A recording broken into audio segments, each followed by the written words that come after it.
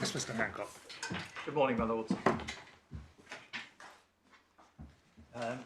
As your lordships know, I appear in this matter together with Miss Tan and Mr. Thompson on behalf of the appellants, to whom I shall refer as the club, and my learned friend Mr. Timothy Young, Queen's Counsel, appears on behalf of the Kingdom of Spain, to whom I shall refer as Spain. Yes. If I can start with a relatively brief account of the background facts, since I know that your lordships are very familiar with the facts.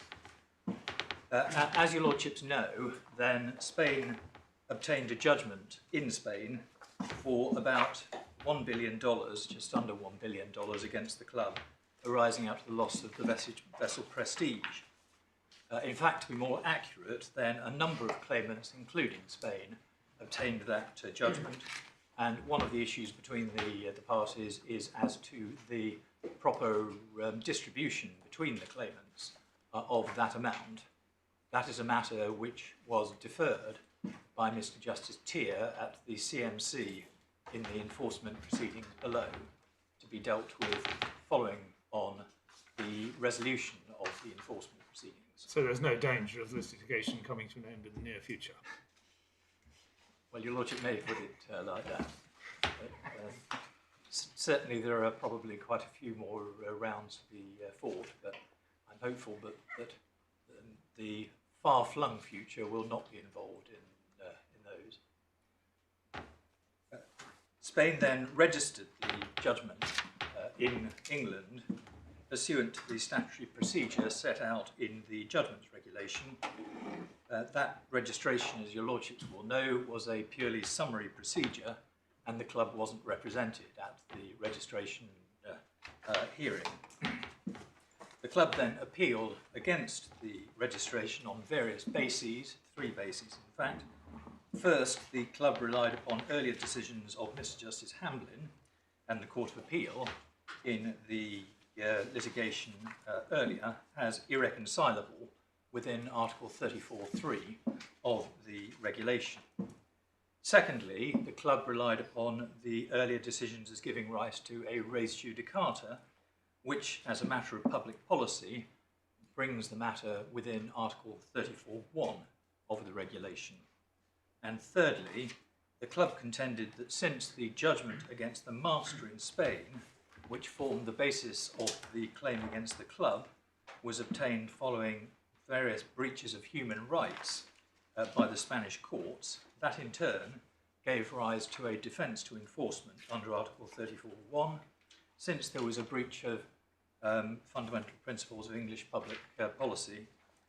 And that last set of arguments became known as the human rights grounds.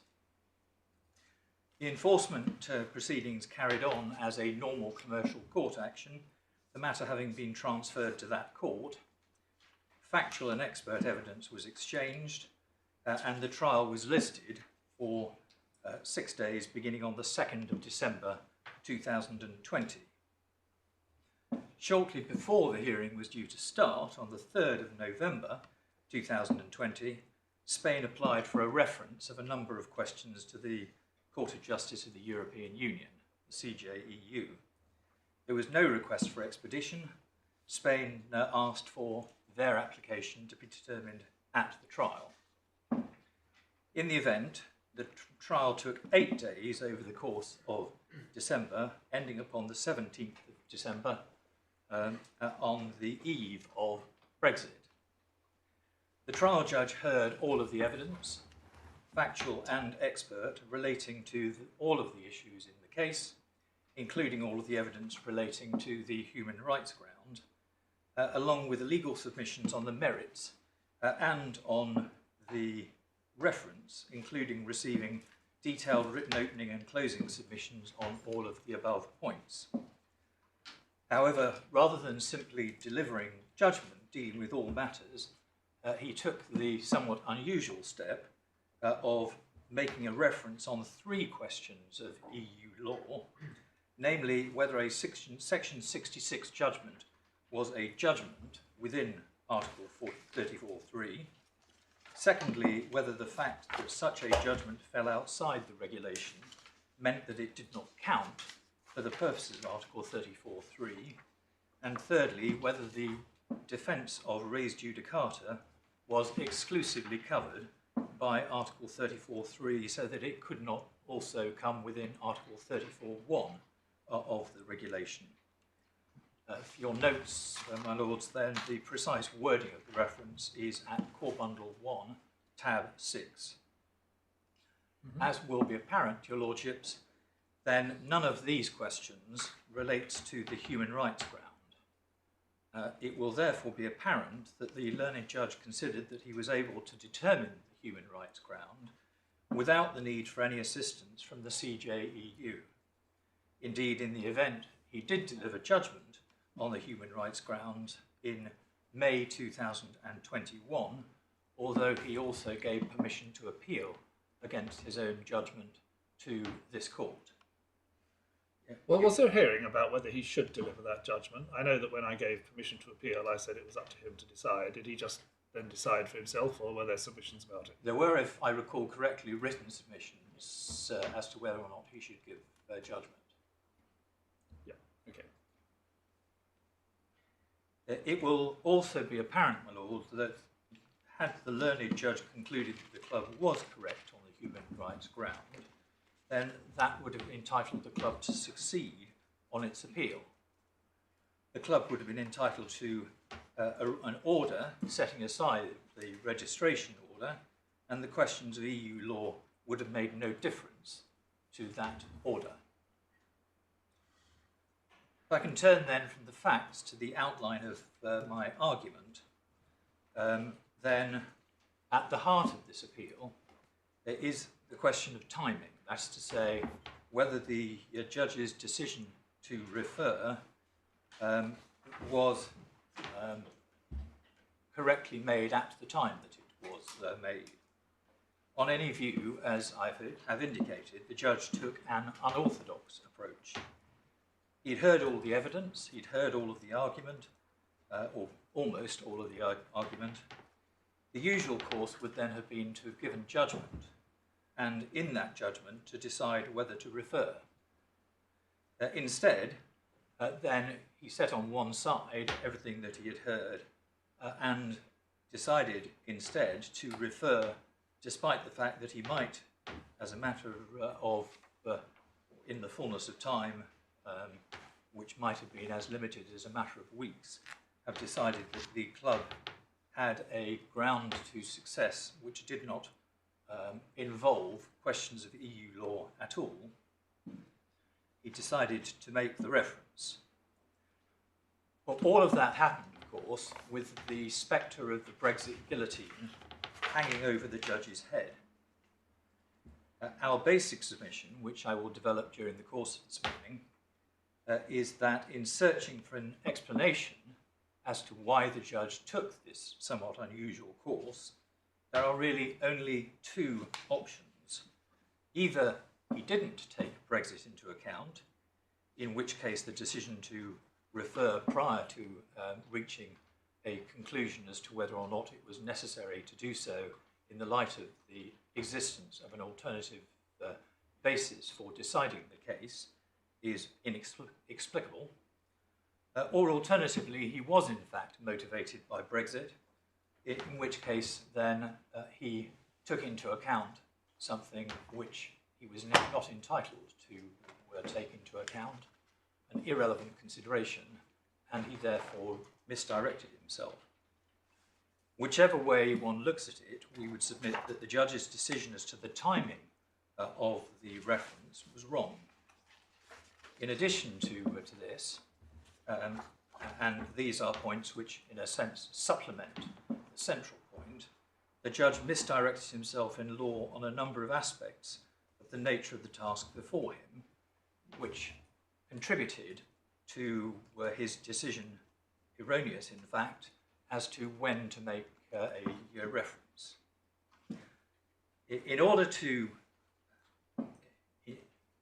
unpack or to determine these arguments, it's necessary for me to address your lordships on the question of the appropriate time for the making of a decision as to whether or not to make a reference, the considerations relevant to the decision, and in particular, the question of whether a reference can be said to be necessary at a time when the case can be determined on an entirely separate ground, the relevance of Brexit in this context, and the relevance of the question of whether a reference might be helpful to a higher court, even if not necessary for the lower court to determine the case in front of it.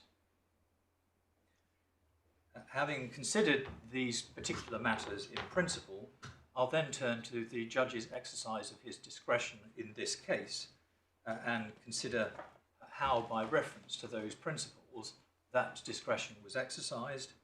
And then finally, I will turn to the extent of the jurisdiction of this court to review the decision of the lower court and the appropriate remedy in this instance.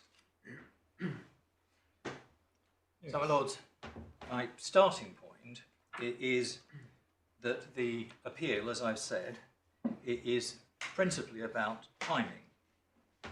As to that, then the stage of the proceedings at which a reference should be made is a matter of national law dictated by considerations of procedural organisation and efficiency. That is to be determined by the national court alone and not by the Court of Justice of the European Union. We see that from the case of Irish Creamery, which is at bundle 3 of the authorities bundles at tab 32.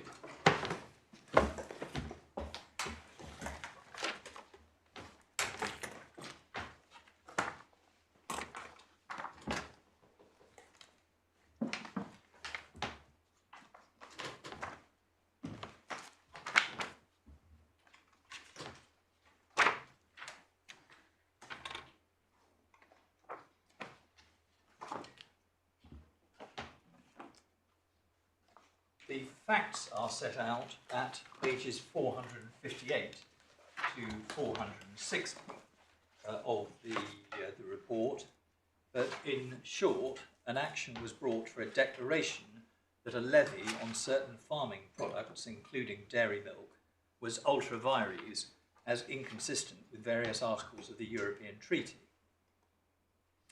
At the start of the proceedings, and before defences had been served, an application was made for a reference to the European Court of Justice or Court of Justice of the European Union on that question. The government opposed that application on the basis that it was too early before any of the facts had been found at trial. And so if I can ask your lordships to turn to page 463 of the judgment.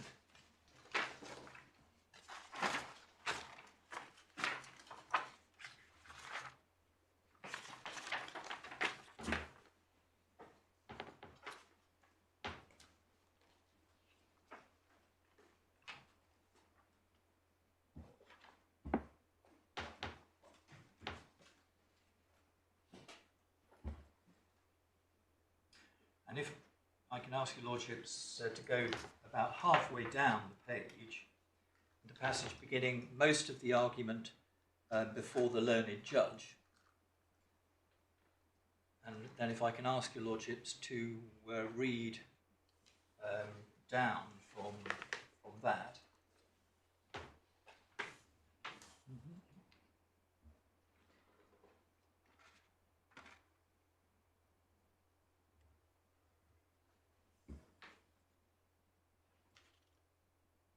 Yes, how far?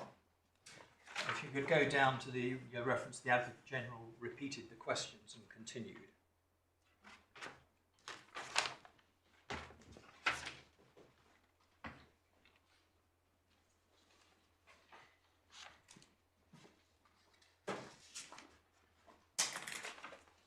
Then if one can go on to the judgment itself, that can be taken from the Advocate General's opinion, then we start actually at paragraph 4 of the judgment, which begins at paragraph 472 of the Law Report.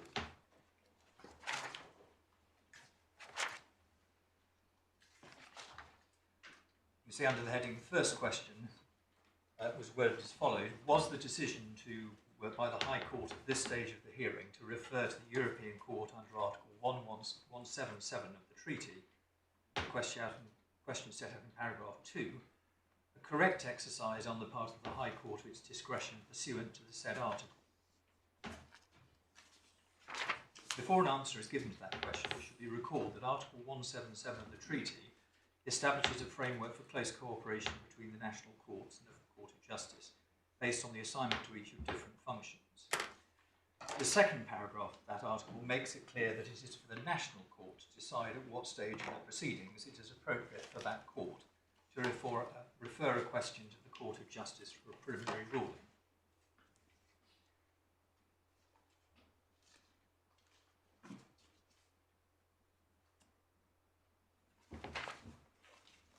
And again, rather than me reading it to your lordships, if I can ask your lordships to read to paragraph 9 of that judgment.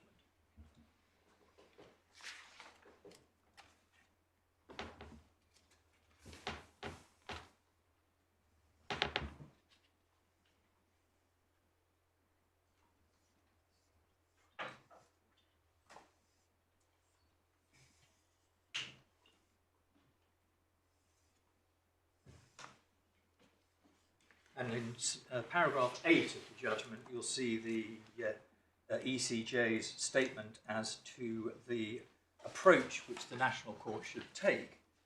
That is to say that it must be dictated by considerations of procedural organisation and efficiency to be weighed by the national court. So it's a question for national law as to when to make a reference, not a question for the CJEU.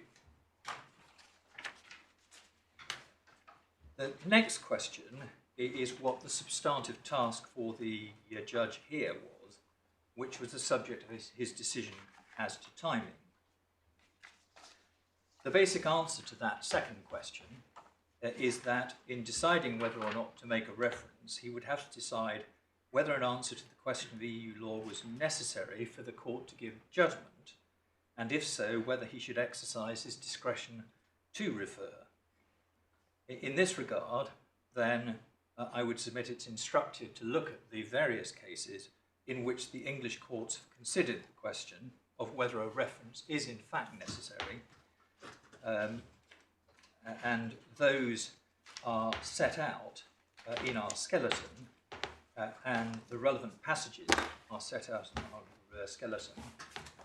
I wasn't therefore proposing to take your lordships to those, but just for your note, then they are Bulmer against Bollinger, which is in tab 8 of authority. So which paragraph of the skeleton are we looking at? That is what I'm just finding, my lord. It's paragraph 36. Yes, thank you. Little little non-Roman numeral 1. But the authorities are Bulmer and Bollinger. Authorities bundle 1 at tab 8, and the page reference is 422D. Samex, authorities bundle 1, tab 9 at 1054H, and ELSA, authorities bundle 1, tab 10 at 545D. It is important to bear in mind in this respect that the question is whether the reference is necessary in order to enable the court to give judgment on the case, not to decide all of the issues in the case. And again, we have set out the relevant authorities. Bulmer at 422D again, Samex at paragraph 26, then also Trinity Mirror, authorities bundle 1 at tab 12 at paragraph 51, British Telecom against the Office of Communications, authorities bundle 1 tab 17 at page 83, Merck Canada, authorities bundle 1 tab 19 at page 96, and then the principle that is to be derived from those cases is the one that I have set out, namely that the cases draw a distinction between a reference which is necessary to decide the case and a reference which may be necessary to decide certain issues in the case, or desirable to decide certain issues in the case. Because if it's not necessary to have the reference in order to give judgment, then a reference shouldn't be made. Lastly, then the modern approach, and this is perhaps a point which is conjoined with the last point, has been to use a degree of self-restraint in referring cases to the CJEU. That appears from the Littlewoods case, which is Authorities Bundle 1, tab 13 at page 117, and the Prudential Case, Authorities Bundle 1, tab 15 at paragraph 50, where the Court of Appeal urged particular caution when asked to make a reference for a preliminary ruling in a case where it might turn out, after further issues had been established, that the point does not in the event arise. So did you say paragraph 15 or 50? I said paragraph 50, my lord, 50. 50, thank you. So it follows from all of those authorities that if the court reaches the view that there is a complete answer to the case which is independent of the European Union law questions, then a reference should not be made. It also follows that if the question of whether there is a complete and independent answer it is about to be answered in relatively short order, a reference should not be made pending that forthcoming decision. This is clearly the approach which is taken in the authorities. If I can take your lordships first in that regard to Authorities Bundle 1, tab 11, which is the decision in the Trent Tavern case.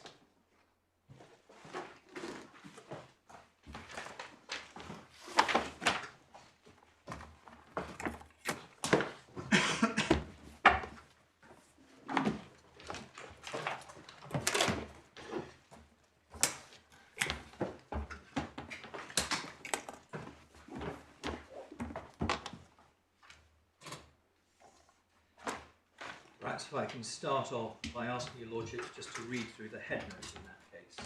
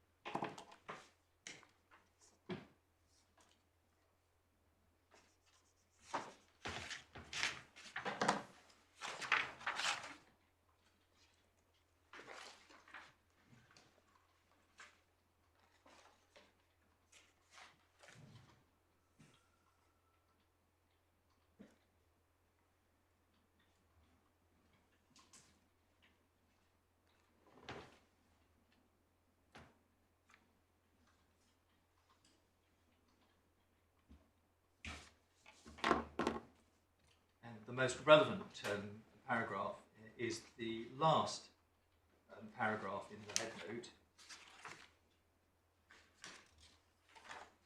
which, and the Lordships will see that if we go to page 495 of the judgment at letter F, then the factual situation was there set out, namely that the order which was being appealed did not bring the action to an end, because the lessor's claim for possession and arrears of rent continued to be defended on the grounds of misrepresentation and... I'm so sorry, where are you? 495 at letter H, my lord. Thank F. Sorry, letter F. I do beg your pardon.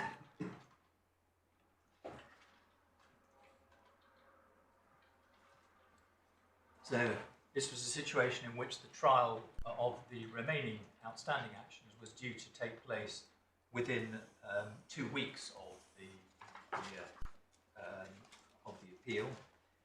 Then actually going on to page 498, in fact 499 at letter H,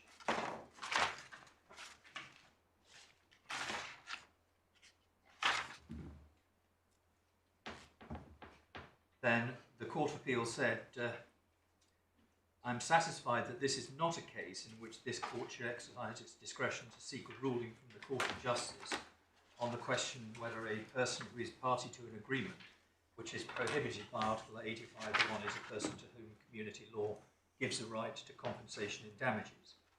I reached this conclusion for 3 reasons. First, although not conclusive, it is very clearly relevant this court has recently reached a clear conclusion on the very same point.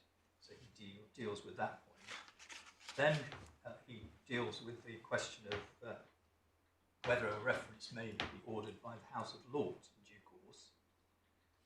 And then thirdly, he makes the point that it is relevant to have regards to the position as it may develop in the litigation.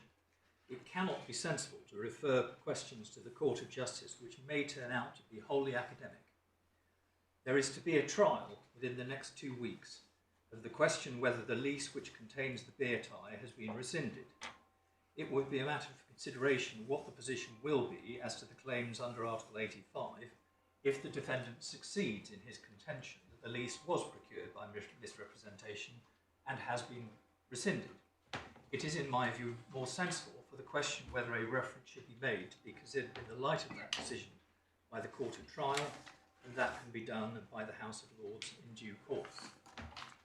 So essentially the Court of Appeal was making clear that whereas here there were further issues which might render the European law issue academic, and those further issues were due to be determined in the near future, it could not make sense to make a reference before the determination of those issues. How important is the final wording at F? That could be done by the House of Lords in due course. What was there envisaged was, well, it makes sense to wait and see whether it's determinative. Yes. Because if it is determinative, there can still be a reference, and it might be said that distinguishes it from the position that Justice Butcher was in this case. It might be, but that's where one comes to the relevance of Brexit, and whether in fact it's right that in circumstances in which, as at the moment that he made the reference, he could not yet say whether that reference was academic, because he hadn't yet taken a view on the other grounds. He was entitled effectively to say, but I'm going to make a reference, because if I don't make a reference now, by the time I am in a position to make a properly informed view, I won't have the power to make a reference. Yes, I understand that. I just have half an eye on. Yes, absolutely. On the fact that this case, and I suspect all the cases you're going to show to us, envisage that Article 267 applies in its... Yes. And that was foreseeably not the situation in which Mr.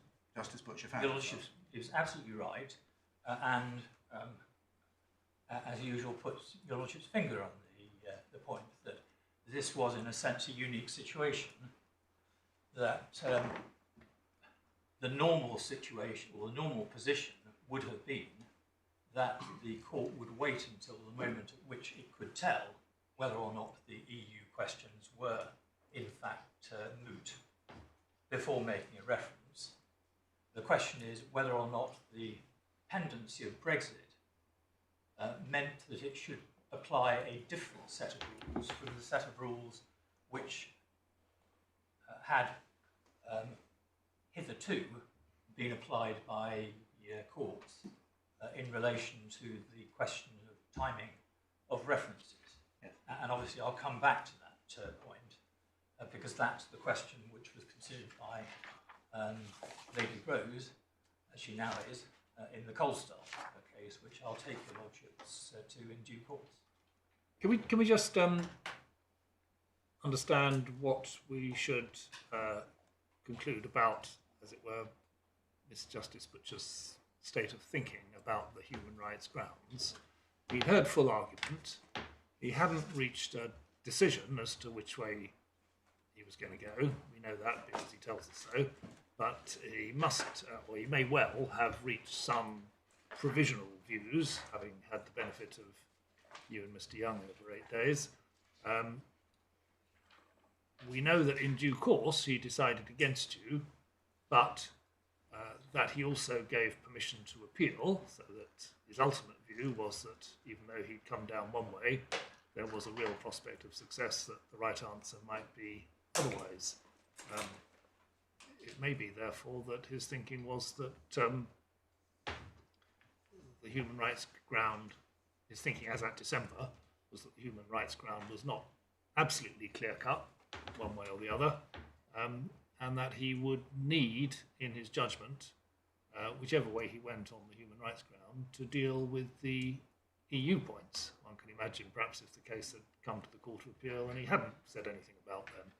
Yes. Is that a reasonable view of how we should understand his position, or are there other factors which ought to be brought into account? It's certainly right.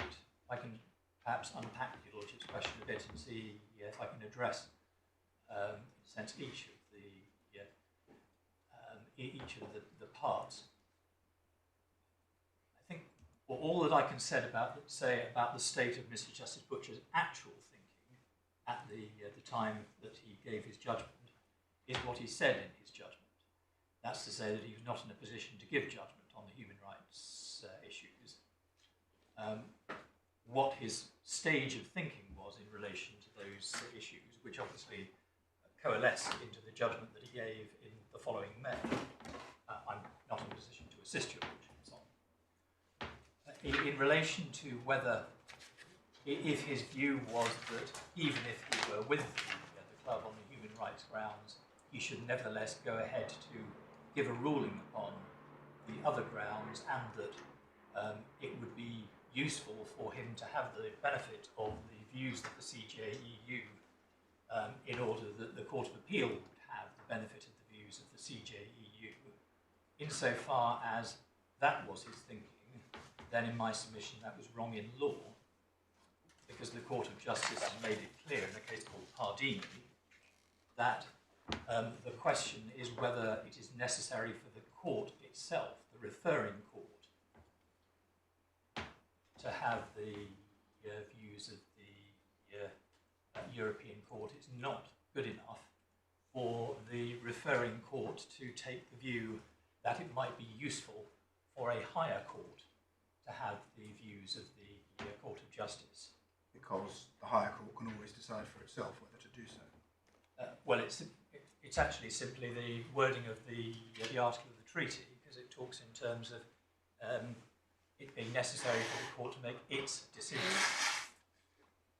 And it is certainly right that as it were pre-Brexit, then it would have, as a matter of fact, have been the case that when you got to the higher court, then the higher court could then have taken its own independent view as to whether it was necessary for it to have the view of the CJEU in order for it, the higher court, to reach its decision. But that would be a matter for the higher court, not a matter for the lower court. If the lower court took the view that it wasn't necessary for the lower court's decision to refer, then the lower court shouldn't make a reference, simply so that the higher court might have the benefit of the views of the CJEU. Right. So we're back to the unique Brexit situation. Yes.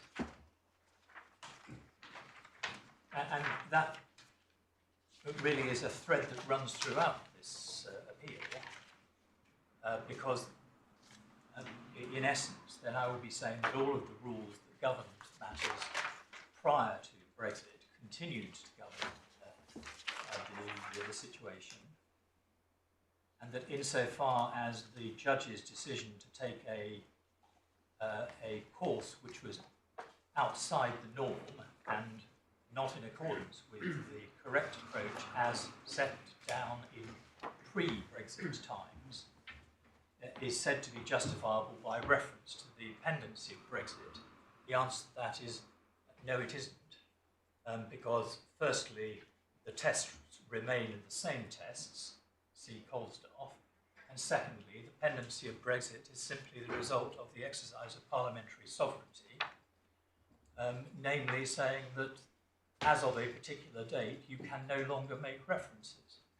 I understand that, and I'm just therefore, for my own part, concerned as we go through what you describe as the existing set of rules to identify the extent to which they are or are not dependent upon or influenced by both limbs of 267 being available to the national courts. Yes.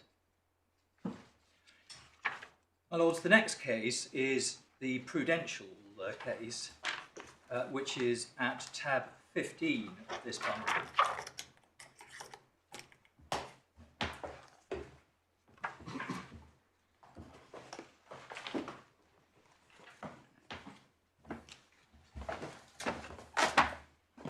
And if I can start just with the facts of the case at paragraphs 1 to 4, and then if I can ask your lordships to read those paragraphs.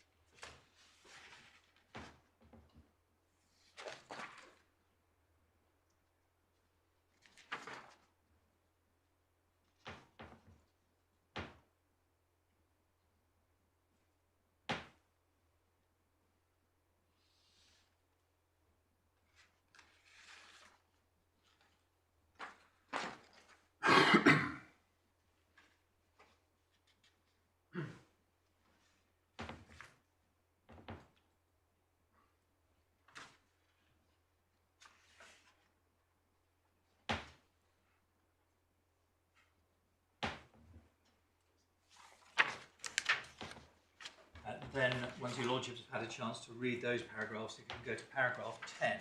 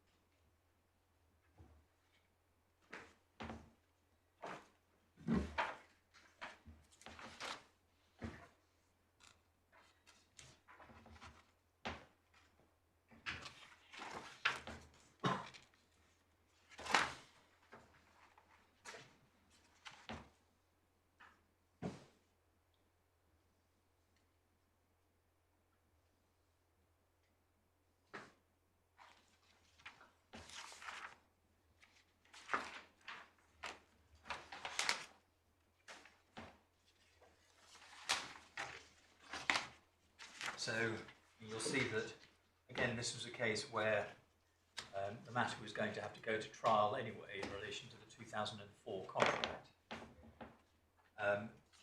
Those being the relevant facts, the Court of Appeal considered whether or not a reference should be made, beginning at paragraph 50 of the judgment.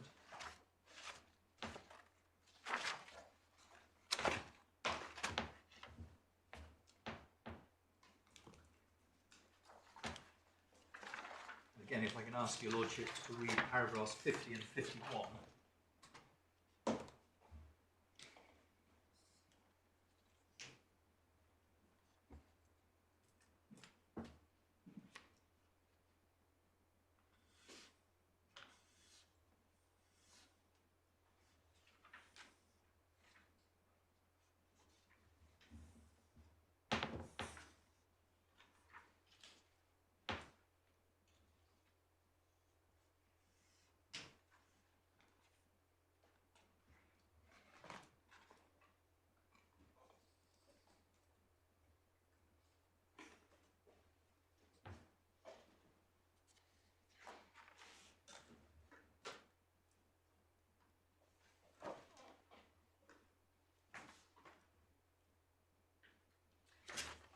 As your Lordship will see, then again the point that was made was that if the claim based upon the 1974 contract succeeded, then the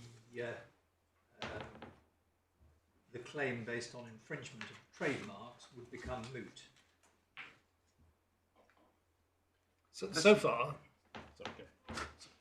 it does seem that in both the Trent decision and this decision, both judgments of Lord Justice Chadwick, he's expressing it in terms of really of discretion on the rules. Yes. Fact is in the discretion. It's undoubtedly a question of discretion, but the question is as at what time the discretion should be exercised and the extent to which the court should be in a position to conclude that the reference is in fact necessary being the word used in the treaty. But even those factors, those factors, it seems to me, are being considered in a discretionary context.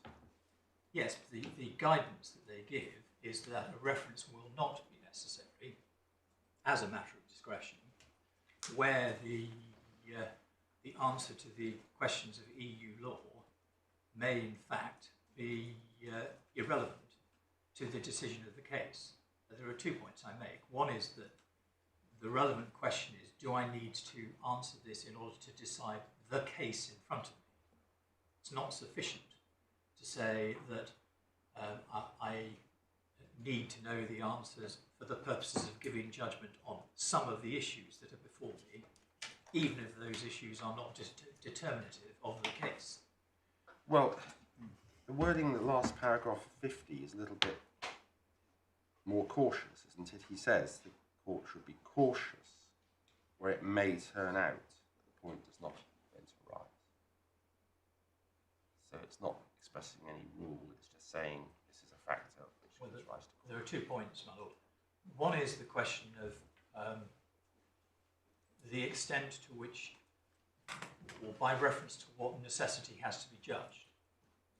And my point there is necessity has to be judged by reference to whether or not an answer to the point is necessary to determine the case as a whole, as opposed to deciding certain issues within the case. And there actually the answer is that it has to be necessary to decide the case, to reach a judgment on the case. I think the point my Lord's putting to you is that the answer in this case to that would have been no. Therefore, Lord Justice Chadwick wouldn't have had to express it in terms of caution in paragraph 50, or indeed deal with all the other points that arose in paragraph 51. And so he seems to be addressing it on the basis that necessity might be satisfied, but this is a discretionary factor. I think we're still talking at cross purposes. My first point of the two is that it is not sufficient for a judge to say, I need an answer on this from the CJEU to answer some of the issues in the case. The judge has to be able to say, I need the answer in order to enable me to give judgment in the case. I understand that. If that were right, then Lord Justice Chadwick would simply have said in this case, when he was pointing out that the point might not arise after the facts were established, would simply have said, well, the test of necessity isn't made out in this case. My Lord, I'll take your Lordship in a second also to the case of Shirley. Yes, I know. It is put more clearly in those terms in Shirley, but yes. in this judgment, I think my Lord's point, which I find myself in some agreement, is that Lord Justice Chadwick is treating this as a discretionary point, not as a necessity point. It's always, in both the cases so far anyway, it's one of several factors, and it's discretionary language would not be sensible in the first case. Yeah. Got to be cautious in the second case, which isn't the same as saying, well, it may turn out to be academic, and that means it's not necessary. Well, as I've indicated, in Shirley, then the language is much clearer, because in Shirley, then they indicate that it's only necessary. All right, well, we'll come to that, I'm sure, but at the moment we're just seeing what you get out of these two your cases. Lordship's point, and your Lordship is quite right in saying that in these cases, the matter is treated as being one of various factors which militates against the making of a reference. Yeah. In other earlier cases, like Bulmer and Bollinger and Samex and the like, it's treated as being one which is more, if you like, hard-edged, because there it is said that where Bulmer and Bollinger was the Champagne Perry case, famous for the metaphor about the tide of EU law coming up the estuaries and the like. And there the Court of Appeal was very much thinking along the lines of there being two alternative grounds for a decision, and if one of the grounds was an EU law ground and the other one wasn't, you shouldn't make a reference, because you could decide the case by reference to non-EU law ground. Right. I accept that in relation to these two cases we've just been looking at, the matter is expressed, as my Lord Justice Phillips says, in terms of a series of factors which are relevant to the exercise of discretion as to whether or not to refer. Which takes me to the Shirley case, which is in Authorities Bundle 2 at tab 24.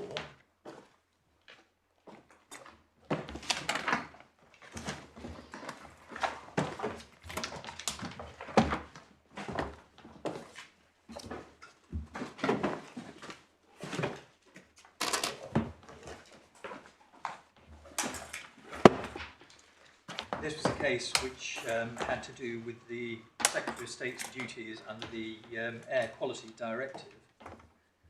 There were three grounds of appeal, which is set out at paragraph 4 of the judgment.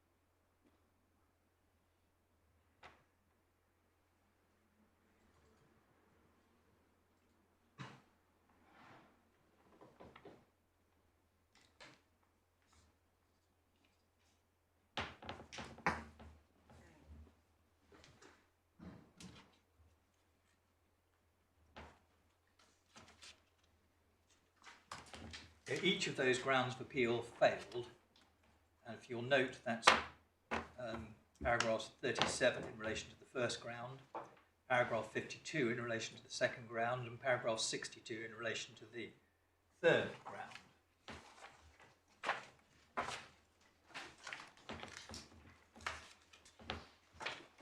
And then at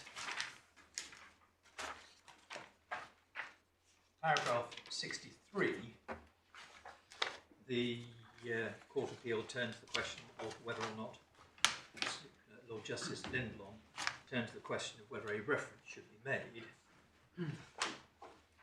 and said that he concluded that no reference should be made, and he gave 4 reasons.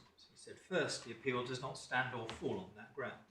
Sorry, Mr. Hancock, which paragraph? 63. Paragraph 63, my Yeah, lord. thank you.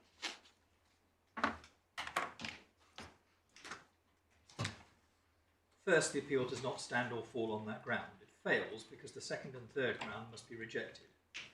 A decision on the questions in the reference would therefore not be necessary to enable this court to give judgment, as Article 267 FEU requires. So there were 2 independent grounds which did not involve a question of European law. Therefore, it was not necessary for the court to have the answer to that question of European law in order to enable it to give judgment. Having already decided that the other point was bad. Yes. So it's not a prospective, potentially not determinative. No. It could be seen at this stage, but it wasn't going to be determinative. It could. The question is really, in a sense, where comes back to your Lordship's Brexit question of me earlier on, where, in a sense, the normal position would be, undoubtedly, that having actually heard all of the evidence and all of the argument, the court would then retire to give its judgment, and as part of that judgment would reach a conclusion as to whether or not the EU grounds were good grounds or bad grounds, and would, in the light of that decision, reach a view as to whether it was necessary to make a reference to the Court of Justice. The reason why the judge was not in that position was because of the fact that Brexit was just about to happen. And so he didn't have time to do or to take what would be the normal course, and in my submission, the correct course. That's to say, to reach an informed conclusion as to whether a reference was necessary or not, and only at that stage make such a reference. His difficulty was that he didn't have time to reach an informed conclusion as to whether or not a reference was necessary, because of the fact that the Brexit clock was ticking, and the question is whether, in circumstances in which a trial is, if you like, half finished but practically finished, the judge should, in those circumstances, decide to refer a matter which may well become a moot in due course. Working backwards, then, if this trial had started on the 2nd of January in 2021, no reference could have been made. There could be no question of the making of a reference. Here, one had a trial which was, in one sense, part heard, in the sense that the judge had heard all of the evidence and had heard most, if not all, of the submissions. He hadn't heard all of the submissions because there were some further written submissions made after the beginning of the following year. But he was still in course of dealing with the hearing.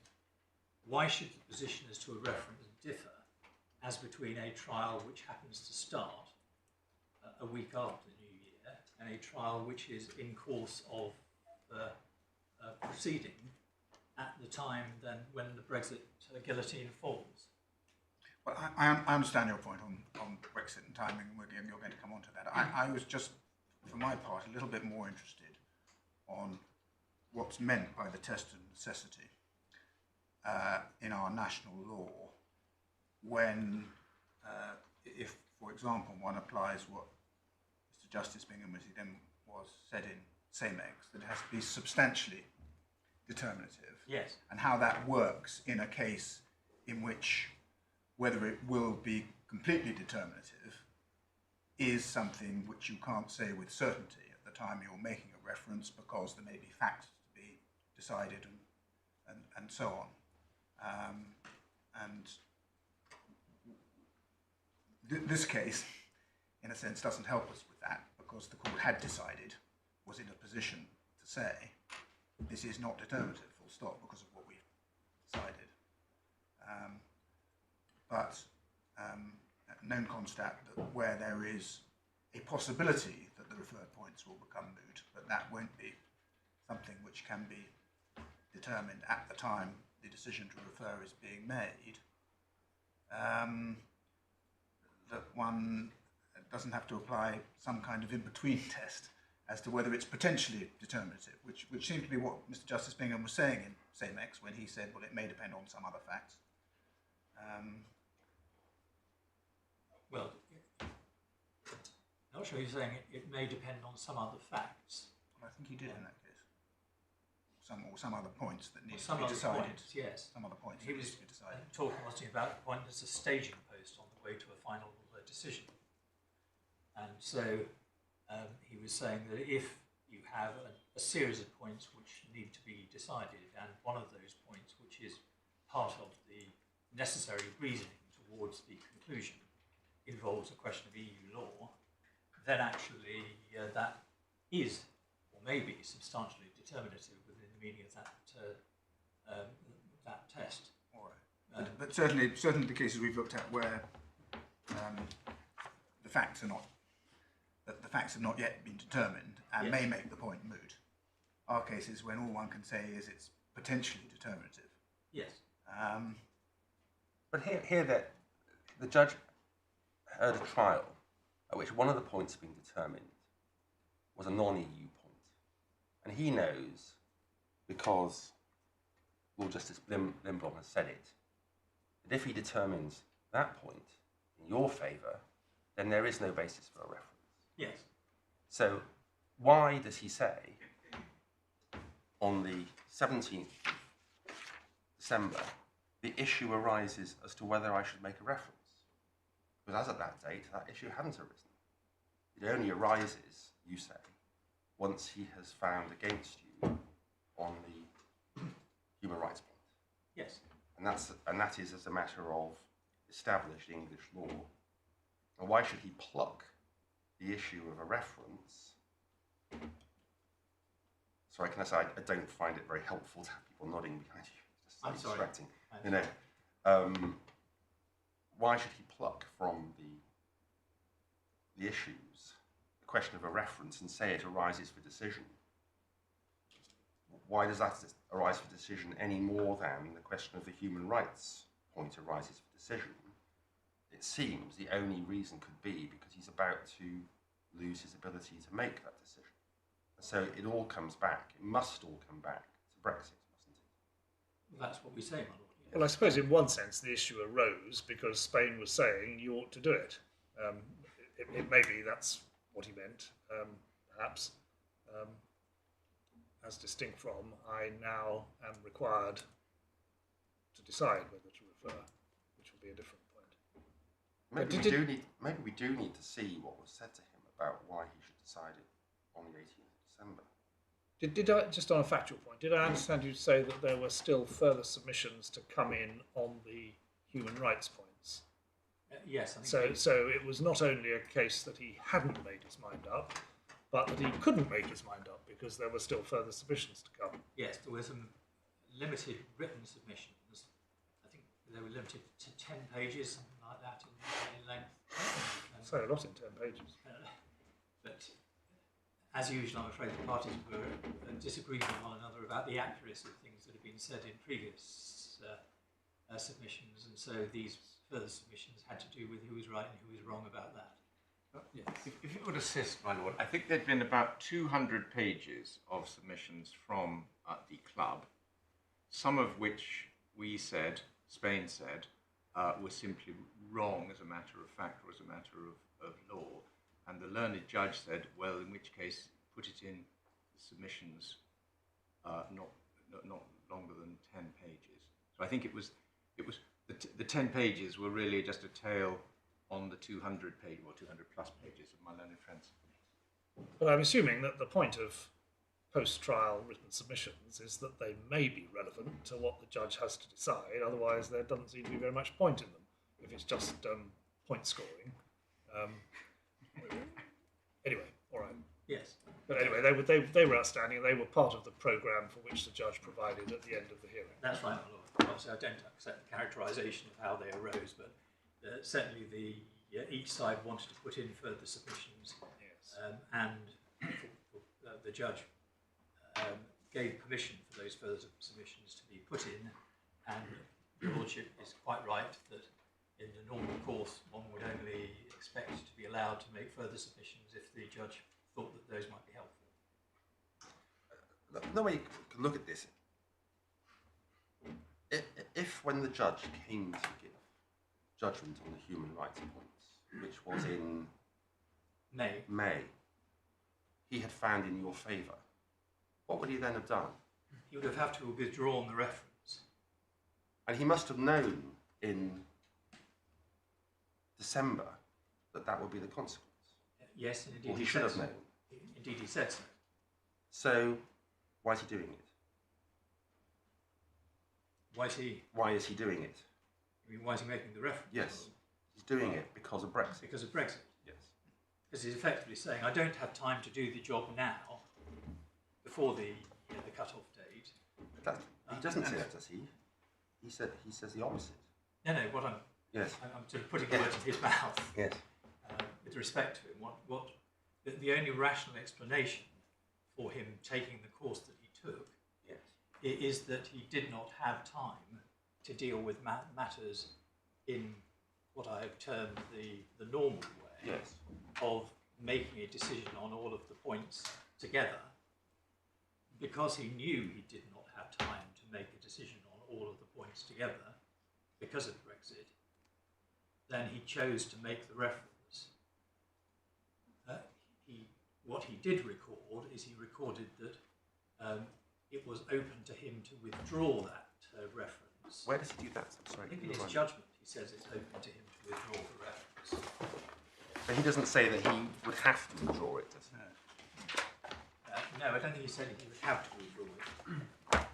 Indeed, the logic of his point, which I know you challenge as being unsound, that this is something which in the Brexit circumstances he could do for the benefit of the appeal court if there were an appeal, might have led him to have said in May, had he decided the human rights point in your favour, Yes. well, nevertheless, I'm not going to withdraw the referral because there's bound to be an appeal on that. There's bound to be And indeed respondent's notice in relation to the other points, and and this indeed is the only opportunity for the Court of Appeal to have the debate. And indeed, he specifically said that. Yeah. He said in one of the paragraphs of his judgment, he said that it's all the more critical for him to make the reference because even if he found in the club's favour on the human rights point, then there'd be bound to be an appeal, and then Spain would take this, and even if he found in our favour on the EU point, then Spain would take this in a respondent's notice before the Court of Appeal, and it would be beneficial to the Court of Appeal to have the views of the CJU on the points that he was proposing to refer. So we're back to the point whether Brexit creates a unique position which entitled him to do that, which he wouldn't have been entitled to do absent Brexit. Well, I would make two comments on that, my lord. Firstly, if he had done that which we've just been discussing and said, I'm finding in the club's favour, but I'm going to make a reference for the benefit of the Court of Appeal's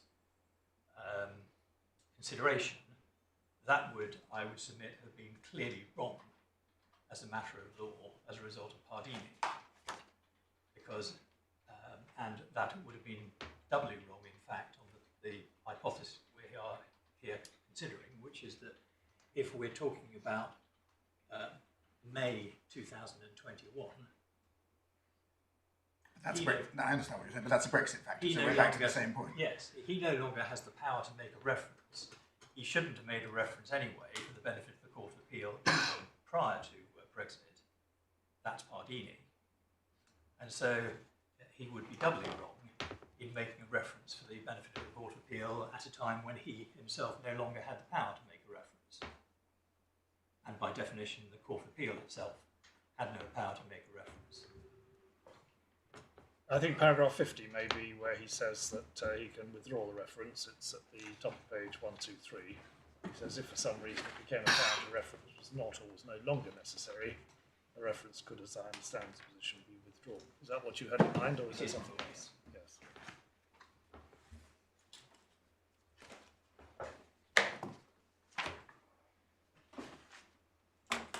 My lords, I was then going to turn to the relevance of Brexit. And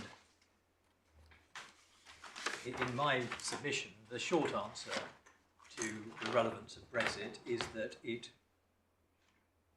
was in truth irrelevant to the question before the judge. And in that regard, then I would refer your lordship to the decision in the Coalstaff case, which is in Authorities Bundle 2 at tab 22. Presumably you're going to deal with paragraph 52 of the judgment at some stage, where he says that he doesn't take that into account. Yes. And in short, my lord, my answer to that is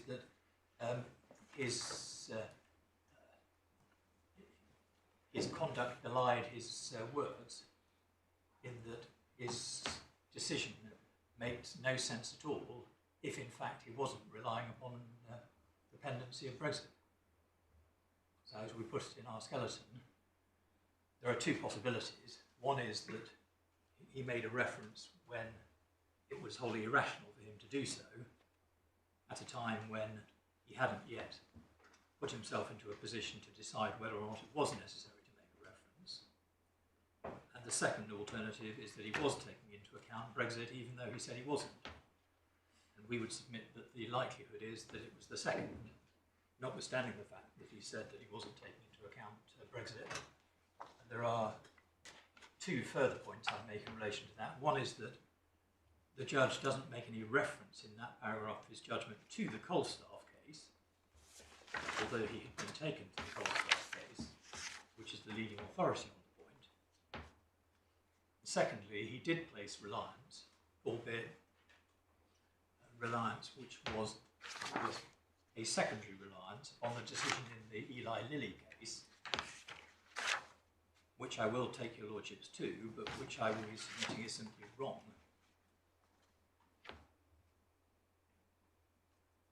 That was the decision of Mr. Justice Arnold to refer a matter, notwithstanding the fact that he had already found, he'd already given judgment on a non-EU ground, rendering the EU ground entirely academic. Yes, I suppose what he says is, I haven't taken into account that unless this court makes a reference, no appellate court will be able to, when perhaps what he really means is that unless I do it now, I won't be able to do it later when I know whether I need to. That's the way you would characterise what he ought to have said. Yes. Well, he's not saying that he is not making a reference now because he could not do so later. Well, on his face, he's saying that he's not taken Brexit into account. Well, is he? I don't think he is. Not in that paragraph. Is it? Does he say it somewhere else? Just find the exact language that he uses, my lord.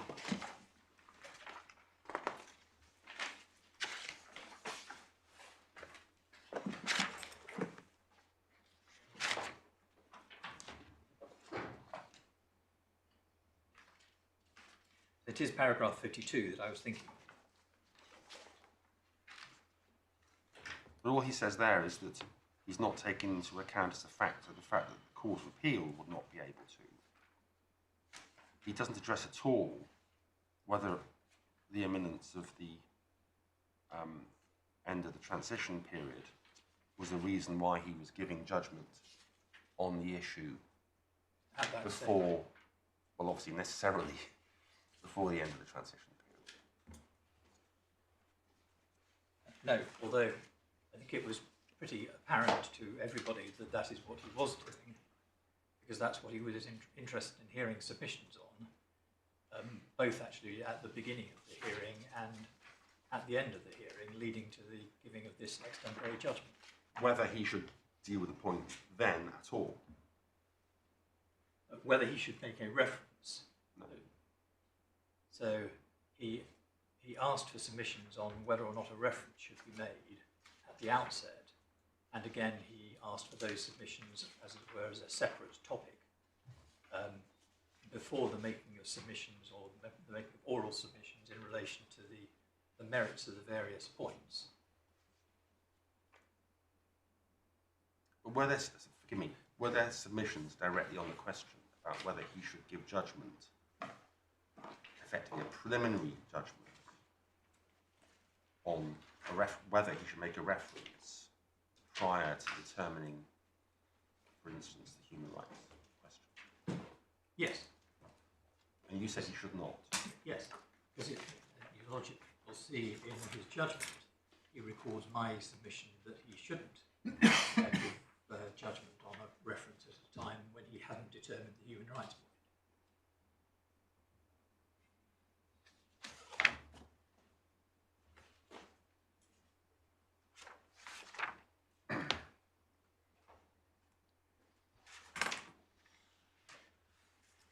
I think, though, in fairness, my lord, and I'm trying to make worse sense of the position in which the learned judge found himself, which obviously was not an enviable position. Everybody was very conscious of the fact that if a reference was not made prior to the withdrawal date, a reference would not be able to be made. But that was the background against which all of this took place. So he was fully aware that if he didn't make a reference prior to the withdrawal date, he would no longer have that power, and the Court of Appeal would no longer have that power.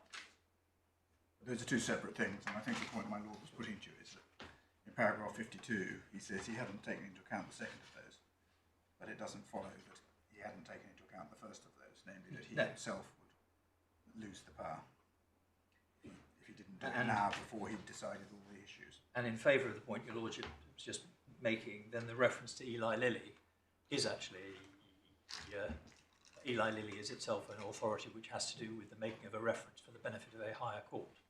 So one perhaps doesn't have the dichotomy you suggested at the outset, that he said he was not doing something and he must have been.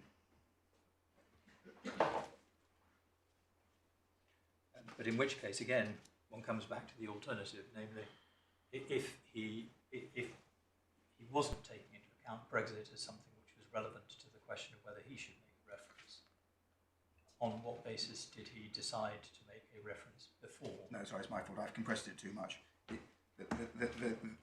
It may therefore be said that there is nothing in the judgment to suggest that he was saying, I've not taken into account that I will lose the power to make a reference if I don't make it now. Yeah. And therefore there's nothing in the judgment to suggest that he was doing that which you say was one of the two alternatives which would be irrational. Yes. He was doing what you say is impermissible, but was what you say he did appear to do, namely take into account the fact that he was going to lose the ability to make a reference imminently. I follow you, Lordship, now. I apologise. My Lords, I was going to take you to the Colstaff case now, which is a decision of Mrs. Justice Rose as she then was. And if we start with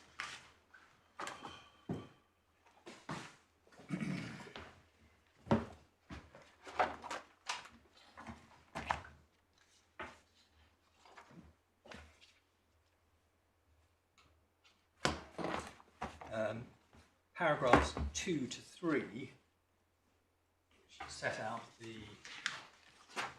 relevant background.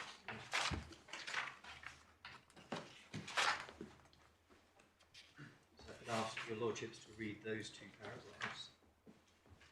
And then, having done so, if your lordships read from paragraphs 17 to 28, which is where Mrs. Justice Rose deals with this particular issue.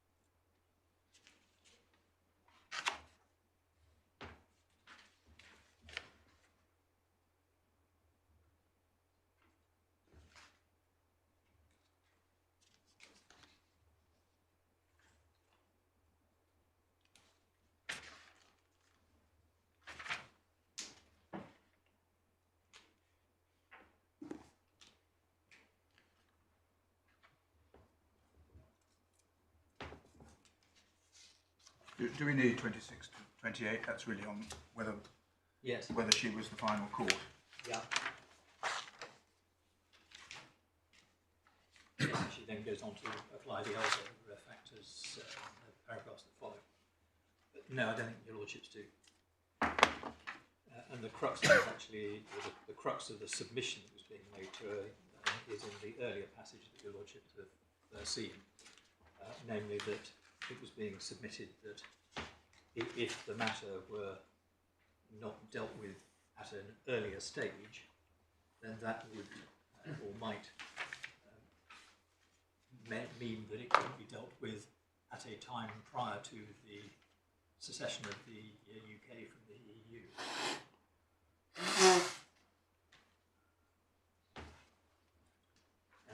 Although when she goes on to deal with the point that it may all turn out to be academic, she does so at paragraphs 31 and 32 in the language of discretion. She talks about not being appropriate rather than not being necessary. Is that fair? Yes, that is fair.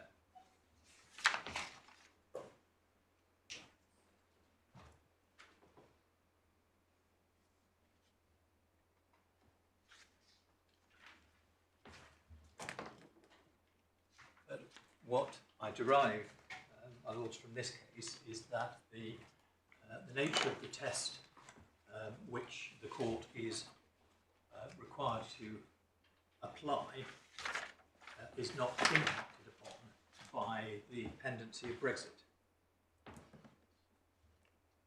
And the logic of that is not hard to find. That is simply because of the fact that, as with any situation in which a cut-off date is involved, then if your case comes after the cut-off date, you've lost your rights. If your case cannot be dealt with in accordance with the normal practice before the cut-off date, then by the time it comes to the time for a reference to be made, if a reference should be made, then there is no longer power vested in any of the courts to make a reference. The rationale for that, or the reason for that, is quite simply the fact that Parliament has dictated that should be the case. And indeed, I would go further and submit that a court that attempts to shoehorn a reference into a period when it's not in fact in a position to determine properly whether or not such a reference should be made, it is essentially seeking to subvert the will of Parliament, and in this case the will of a democratic referendum, as to the removal of the UK from the European Union. Now, the decision in Colstaff is one which has been followed in a number of later cases. But before you move on, the position in this case was that Mrs. Justice Rose, as she then was being asked to assume that within 2 years of Article 50 being triggered, that's to say 2019, Yeah. There would be no further transitional arrangements, and that there would have to be both a reference and the determination of the reference Yes. before that date. She was being asked to assume that, and she said essentially, well, I just don't know what's going to happen. She was right to doubt that was a safe assumption. So, I mean, is it fair to characterise this as a case in which it's decided that no account should be taken of the coming to an end of the application of Article 267 in circumstances in which it is known how and when they will come to an end, as opposed to the situation in her case? Lord, I would submit that the statements of principle do go that far. Well, So she says, what is the statement of principle? she says, that you for identify? example, the triggering of Article 50 does not alter the test which the tribunal has hitherto applied when deciding whether, as a matter of discretion, it should make a reference. That's paragraph 26. So what she's saying that all of the court's approach to whether or not to make a reference should be the same going forward as it has been, notwithstanding the triggering of Article 50. Quite.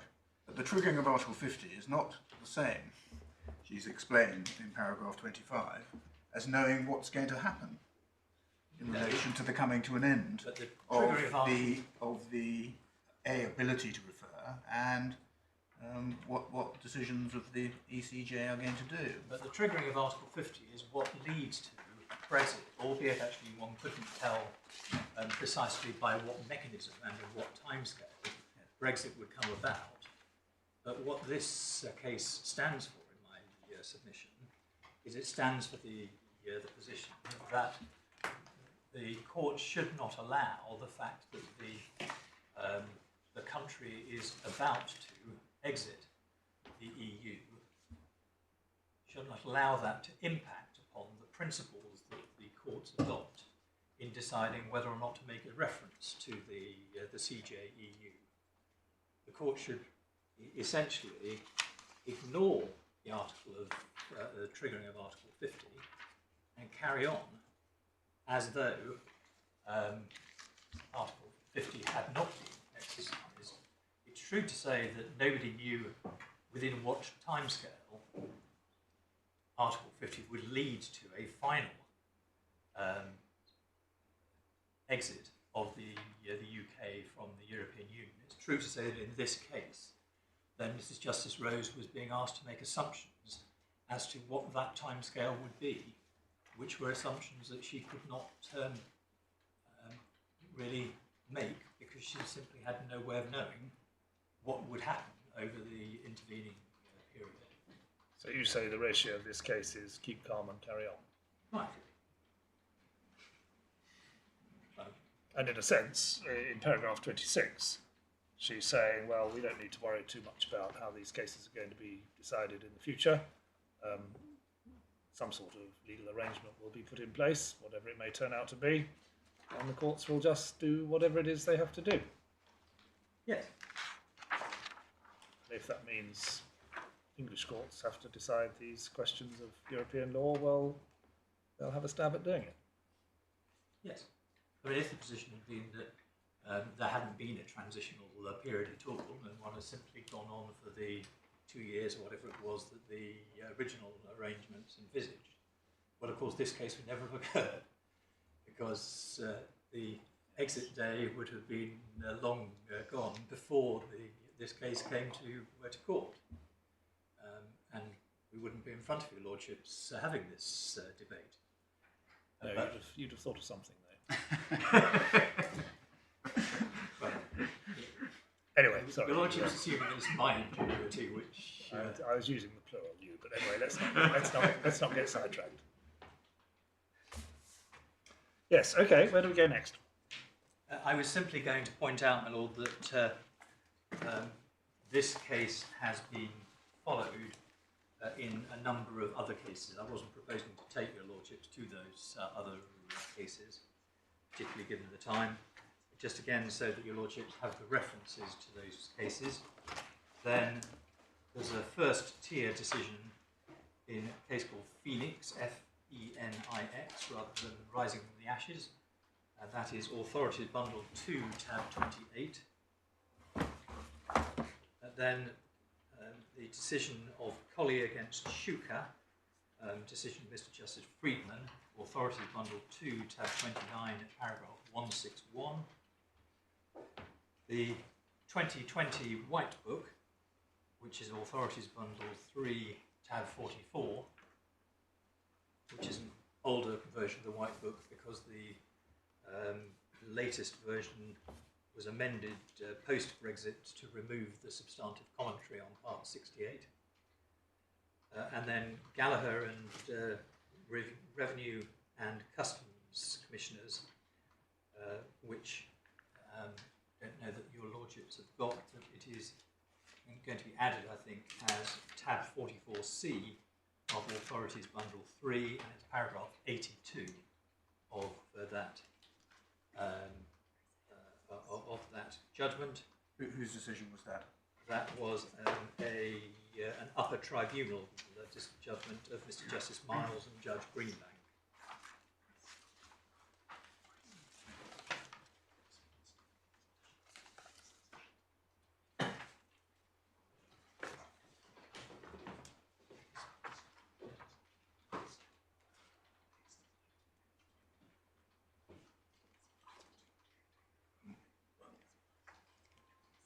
Being reminded that the decisions that I've just referred your lordship to are all post-2018 Act. They're all 2020 decisions.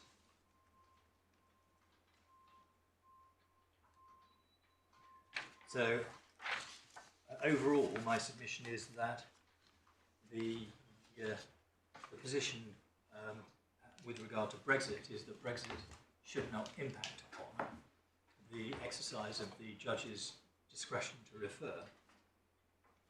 And the fact that by the time a judge will be in a position to reach a properly considered view on the question of whether or not to refer, the power to refer may have disappeared, does not detract from that proposition. That is simply the consequence of the expiry of the cut-off date which Parliament has chosen to impose. It's not so much should not impact on the discretion to refer, is it, but should not impact on the normal procedure to be followed for deciding whether to refer. Yes. You do it when you give your judgment. You do it when you give your judgment. And once you're in a position to reach a view on all of the relevant considerations, i.e. Whether or not it is in fact necessary to refer, bearing in mind all of the issues in the case.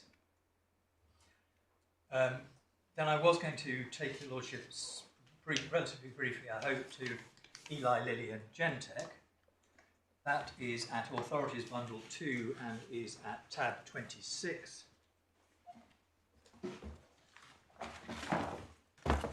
As I said, it was a decision of Mr. Justice Arnold.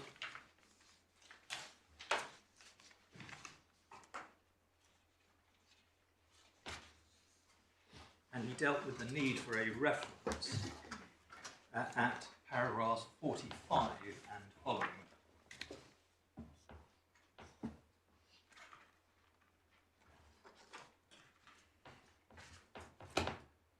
So again, if I can ask you, Lordships, to read those paragraphs 45 to 50.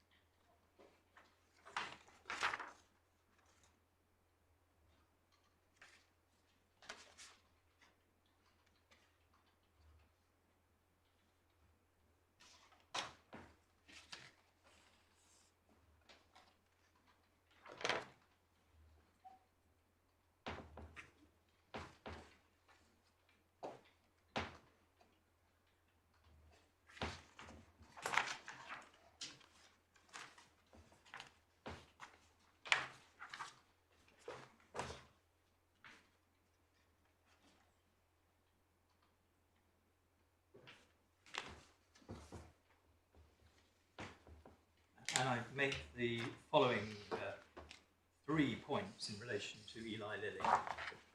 The first is that Mr. Justice Arnold wasn't referred to Coalstaff, and his approach with respect runs directly contrary to the judgment of Mrs. Justice Rose as she then was. The second was that he made a reference despite the fact that he'd already decided the case on another ground. So it plainly wasn't necessary for his decision. He was making it for the benefit of a higher court who would not be able to make a reference themselves by the time the matter came before the higher court, should the higher court reach the view that he was wrong in relation to the ground upon which he had decided the case. Well, actually, what he says is that it's for the benefit of other courts in Europe. Well, that's his third ground, yes, that effectively it's going to be beneficial to academic commentators is his third ground. And his second ground is that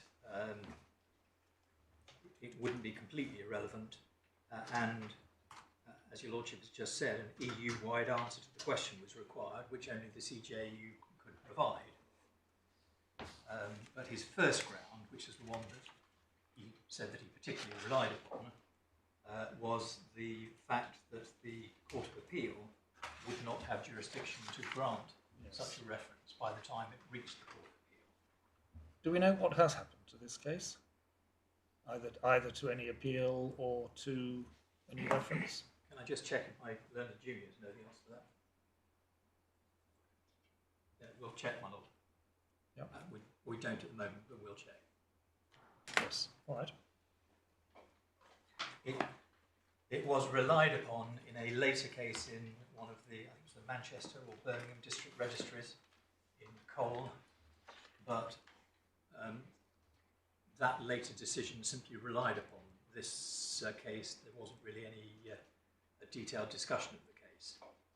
Of course, because of the fact that this discussion and the judge's decision in relation to this was after he had given a decision in relation to the other point, then it was essentially a part of the consequentials hearing, as I understand it. So it certainly looks as though there wasn't actually a huge amount of discussion of authority or principle before Mr. Justice Arnold, hence the lack of citation of Cole staff and the lack of citation of Pardini.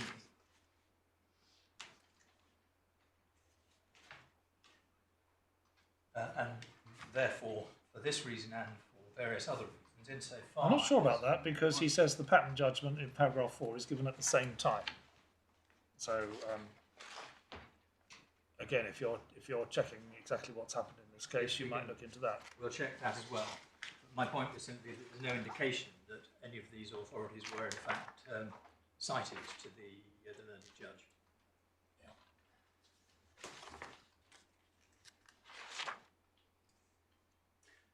Then, insofar as it's necessary to choose between Eli Lilly and Colstaff, then I would submit that Colstaff is plainly to be preferred. Firstly, because it's right in principle. Secondly, because in Colstaff the principal issue was the effect of Brexit on the timing of the reference, whereas in Eli Lilly, then this discussion took place at the end of a 3-week trial, and it is unclear how much focus there was on the points that the learned judge then dealt with. Thirdly, the factual scenario in Colstaff was much closer to our case than Eli Lilly, since the question in Colstaff was whether the reference should be made when the appeal had been listed but prior to it being heard, whereas in Eli Lilly the case had been fully argued and the judge had reached a view on all of the issues, and the question was whether the reference should be made for the benefit of an appeal court or other European courts or academic commentators. Our case is therefore much closer to Colstaff because it has to do with the appropriate timing for the making of the reference. Fourthly, then I would submit that the views of Mrs. Justice Rose, now Lady Rose, are clearly to be accorded very great weight. And fifthly, the point I've already mentioned, which is that although there has been consideration by one later district registry case of the Eli Lilly case, there was no real argument on the point, and so that doesn't add anything to Eli Lilly. So, overall, one's got on the one hand Colstaff, decision of Mrs. Justice Rose, now Lady Rose, followed by a whole raft of other cases, and on the other, which is a decision on the very point. And on the other hand, a decision of Eli Lilly, which for the reasons I've outlined is, in my respectful submission, incorrect. At the end of a longer hearing, making a reference when I referenced all of the authorities that we've already seen would not be justifiable because the court had already taken the view that that the case could be decided on a non-EU ground, and indeed had decided the case on a non-EU ground. I've referred on a few occasions now to the Pardini case, and I should therefore take your lordships to that. That is in Authorities Bundle 3, tab 33.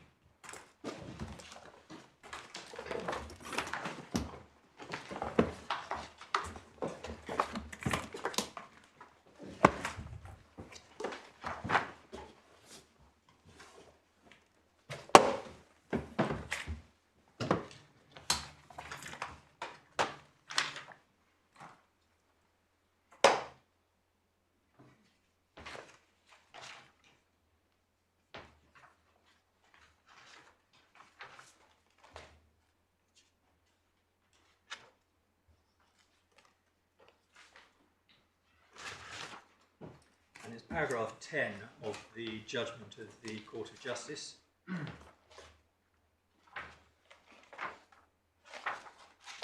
Which is the relevant paragraph.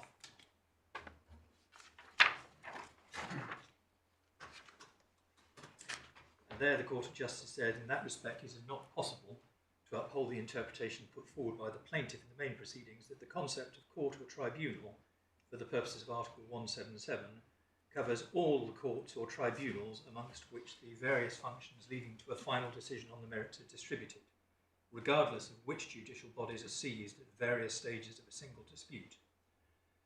It follows from both the wording and the scheme of Article 177 that only a national court or tribunal which considers that the preliminary ruling requested is necessary to enable it to give judgment may exercise the right to bring a matter before the court. That right is therefore limited to a court or tribunal which considers that a case pending before it raises a question of community law requiring a decision on its part. So it's the referring court that has to conclude that it requires the reference for the purposes of enabling it, the referring court, to give judgment. It's not good enough that the referring court might feel that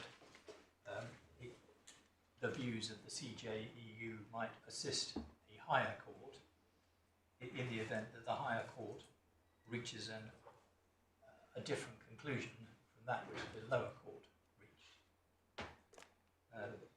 And just for your note, then at Authorities Bundle 1, tab 18, then there's a decision in Deptford Bank of Mr. Justice Tier, and that in that decision then the Pardini principle was applied in the English courts. I'm sorry, I didn't catch that reference. It's Authorities Bundle 1 at tab 18, my lord.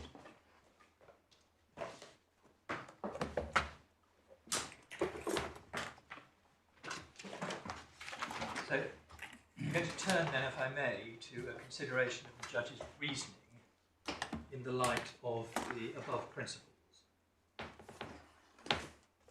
And the short point that we make is that the decision to refer was made at a most unorthodox stage of the case and was plainly wrong. Firstly, the judge had heard all of the evidence and virtually all of the legal submissions. The only thing left to do was to reach a view on all of the issues before him and give judgment. In the light of his view on all of the issues, he could then sensibly decide whether or not to make a reference. Secondly, if this had been any other case, that is clearly what he would have done.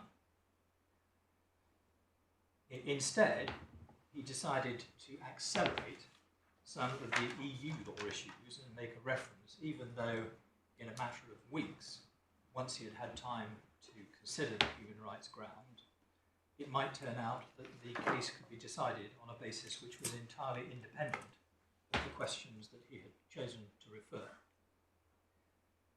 That in turn begs the question as to why he would take such an unusual approach. We would suggest that there are only two options here, and these are the two options that I've already referred to. Namely, the first being that he didn't take into account the imminence of Brexit, in which case it's difficult to see on what rational basis he decided to make the reference before he had reached a conclusion on all of the issues before him. The test is that laid down in Irish Creamery, which I took your lordships to earlier on. Were there considerations of procedural organisation and efficiency justifying a reference at that stage rather than later? And given that he'd heard all the evidence and he'd heard all the submissions, there are no considerations of procedural efficiency that could have come into play.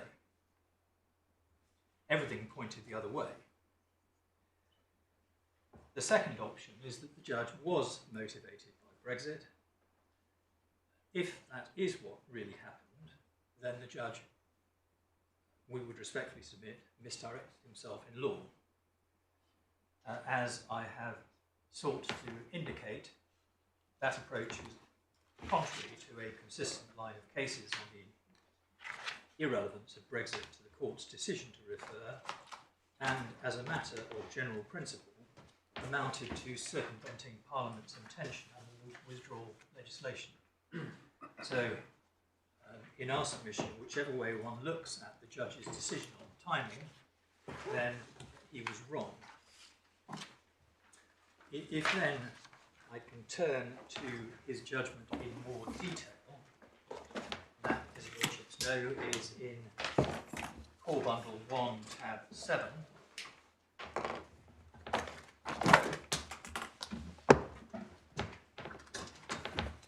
And he dealt with the question of necessity in relation to the jurisdiction threshold at paragraphs 15 to 24. At paragraph 27 to 32, then these are the paragraphs which form the crux of the criticism that we make of his judgment.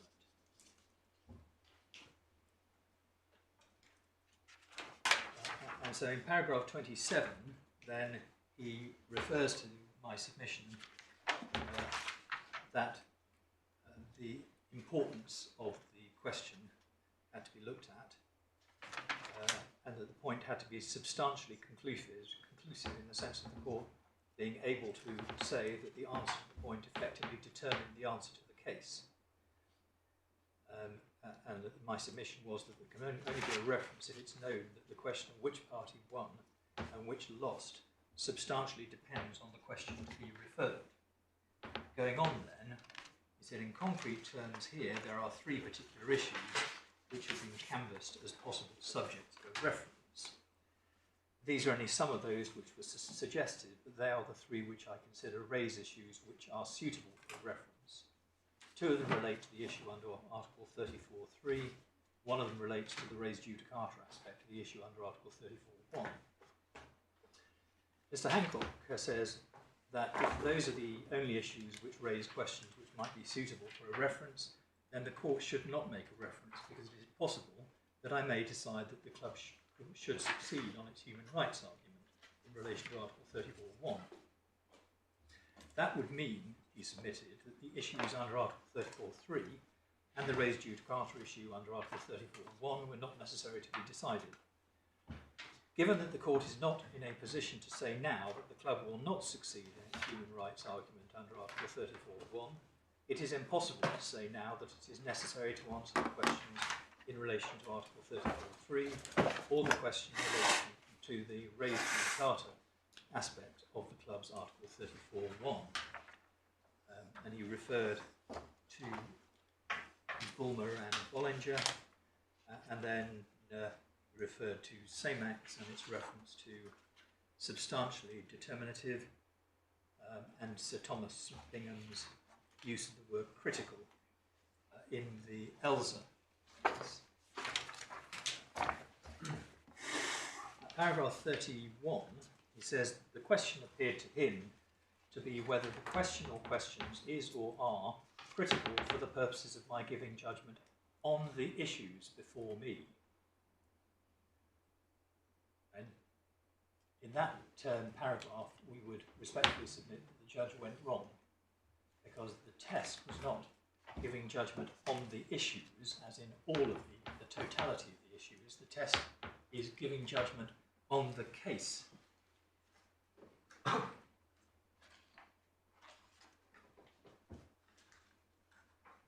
indeed,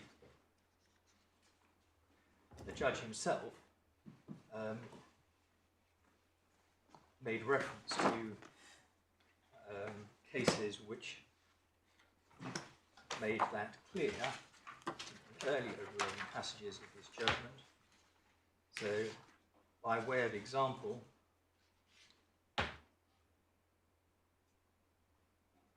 at paragraph 17, he referred to the case of Rheinmühlen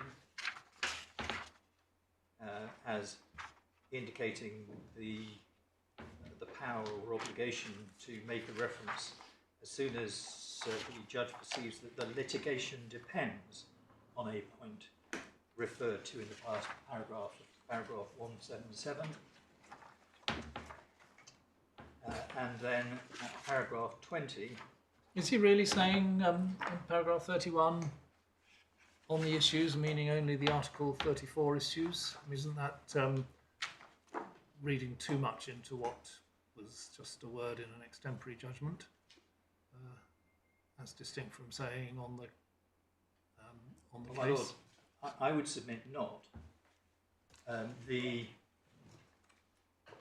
Firstly, the three questions in issue are not critical to the process of reaching judgment in the case, or would not be critical if the human rights grounds were successful. And he's positing the situation in which the human rights grounds are successful here. He then goes on to say the two issues in relation to Article 34.3 would, if decided against the club, determine that issue against it.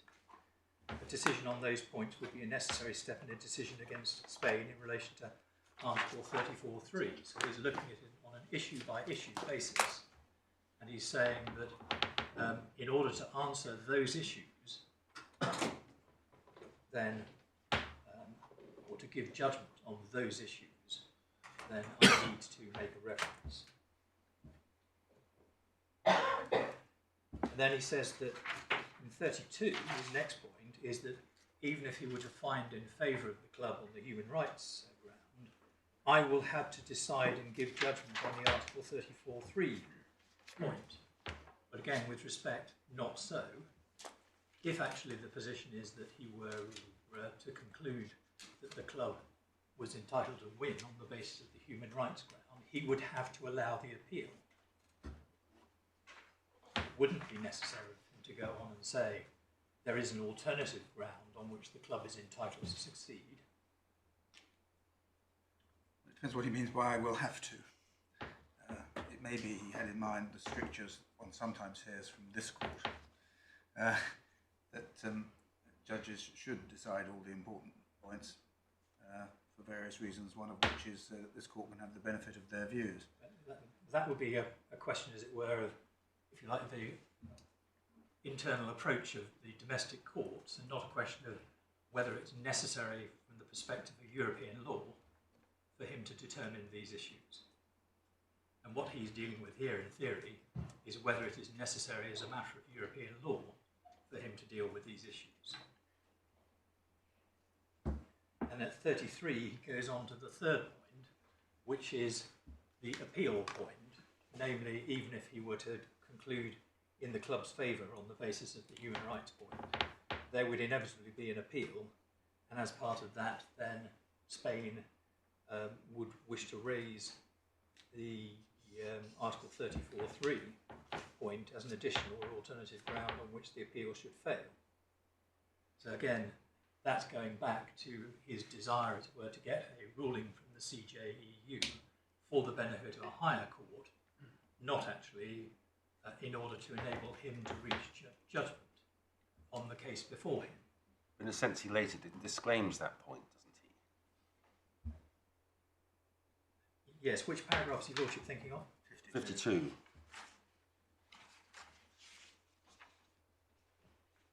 Well, it says it hasn't been taken into account.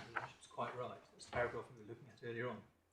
I'm not sure he is saying in paragraph 33 that it's for the benefit of the appeal court, because he says should be regarded as critical to my making a proper decision. What he's saying, I think, is that I need to know the answers to this in order to give the best judgment I can on these points. I mean, perhaps because the Court of Appeal will want the benefit of the judge's views, as my lord has just indicated is often the case. Well, except I think the only point I'd make in response to my lord is that all of this is on the posit that there will be an appeal by Spain. Oh, that's true.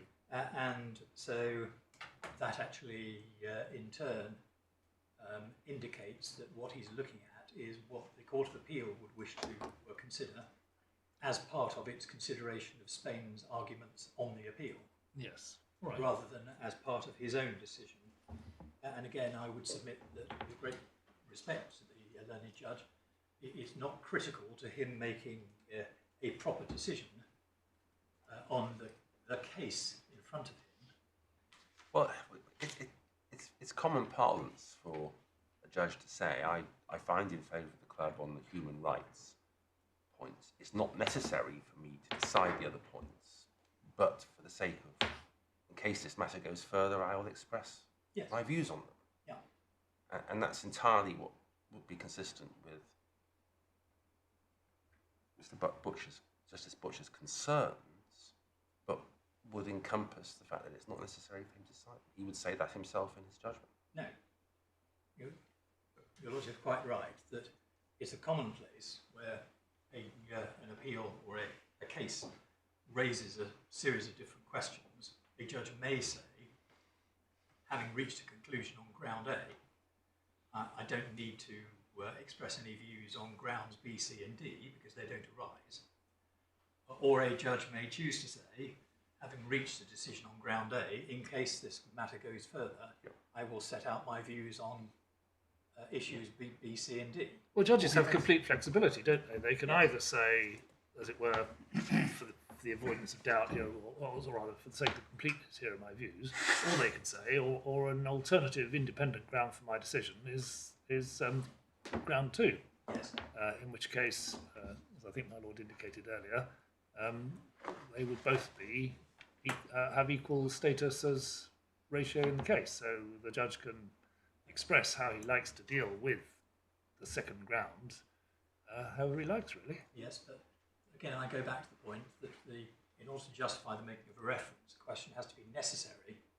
And if there are 2 points, each of which a judge says are equally applicable, and one is a point of EU law and one is not a point of EU law, even if they're expressed both as ratio, each of them, as it were, is a mutually satisfactory reason for the conclusion. Therefore, you cannot say in those circumstances which one is the most necessary, if one can put it like that. The decision, the conclusion is simply based upon 2 bases. But it's not necessary to refer the EU basis to the CJEU, because you've got the non-EU basis, which is an equal ground for reaching the conclusion in the case. And again, looking at matters from the Littlewoods perspective, then the cases would tend to suggest that in those circumstances the English courts should, as was put, exercise restraint in sending matters to the CJEU and should be confident enough about answering questions of the European law themselves. So, with great respect to the sort of... Well, you say, if he decided it all at the same time as he should have done, and he had decided the human rights point in favour of the club, it wouldn't have mattered how he had expressed it. He would have been unable to say that the EU reference points were necessary. Whether he'd done it as ratio or done it on the basis of the club point is my point, that calling it obiter dicta or ratio or alternative ratio or whatever, it's a semantic point, because unless it can be said that the EU point is necessary for the purposes of deciding the case, then it shouldn't be referred. And Eli Lilly is against you on that, but you say that's wrong, and we're not bound by it, of course. But otherwise, is this right? There is no case where a point which is academic in the sense that you've been talking about has been sent off on a reference. Indeed, Eli Lilly in that sense is inconsistent with Court of Appeal authority. Yep. Right. Okay. What next?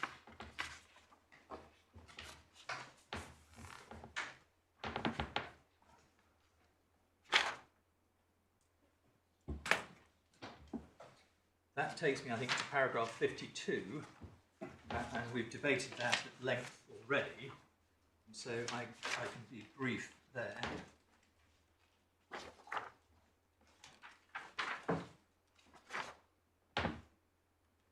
The 3 points, very briefly, are reliance upon Eli Lilly wrong for the reasons already given, no reference to coal staff, which was clearly of great relevance to his decision, and to the extent that he was relying upon the fact that if he didn't make a reference, no later court could, that is a impermissible factor in the light of Pardini.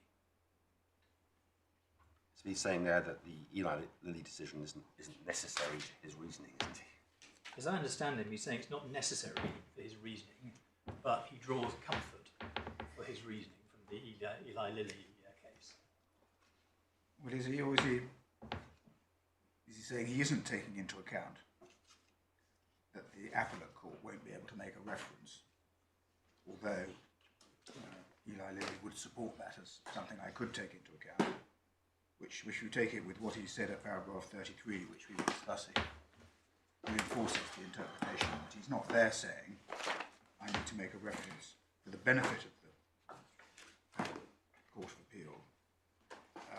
He's saying I need to make a reference for my own benefit, because it's all the more important that I get it right with the benefit that I can get of the European guidance, because the Court of Appeal won't have the opportunity to do that themselves.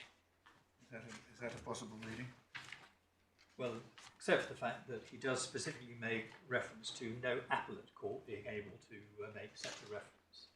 So he does seem to be taking into account the impossibility of an appeal court making a reference as being a... Yes, but not in a way that you would be able to characterise as contrary to Pardini, because he's saying the relevance of the fact that the appellate court can't do it is that it makes it all the more important for the purposes of my decision.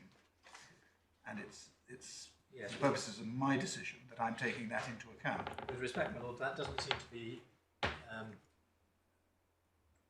commensurate with his reliance then, or his reference then to Eli Lilly, which was specifically based upon the fact that the reference was for the benefit of the Well, but that's caveated by him saying I'm not taking that into account. But if I were, I would be entitled to. You say he's wrong about this. I would be entitled to, but it doesn't follow that it was in fact part of his reasoning. I'm saying that what he is saying in this paragraph is wholly unclear in the light of his saying, firstly, I haven't taken this into account, then saying, however, I have looked at Eli Lilly, which would be in favour of my taking this into account, without actually at the same time making reference to Pardini, which would be contrary to that, and without making reference to Colstaff, which would also run contrary to that sort of logic. It's actually quite hard to see how the reference could benefit an appellate court, because if the judge makes a reference, and if we assume that the European Court gives a clear answer, then the judge will simply apply that clear answer, and there won't ever be an appeal. Yes. Yes, although experience suggests that judgments of the European Court may be susceptible to different interpretations. Well, I did say the assumption. Yes.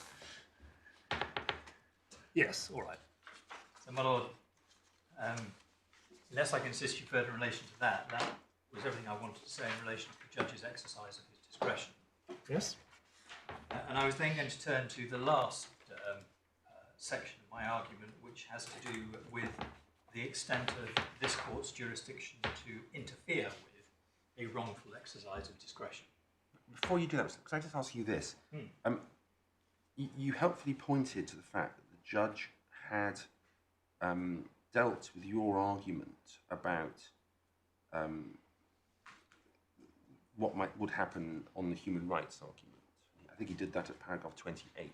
Yes. My understanding is that he's doing that in the context of whether or not it would be right to make a reference.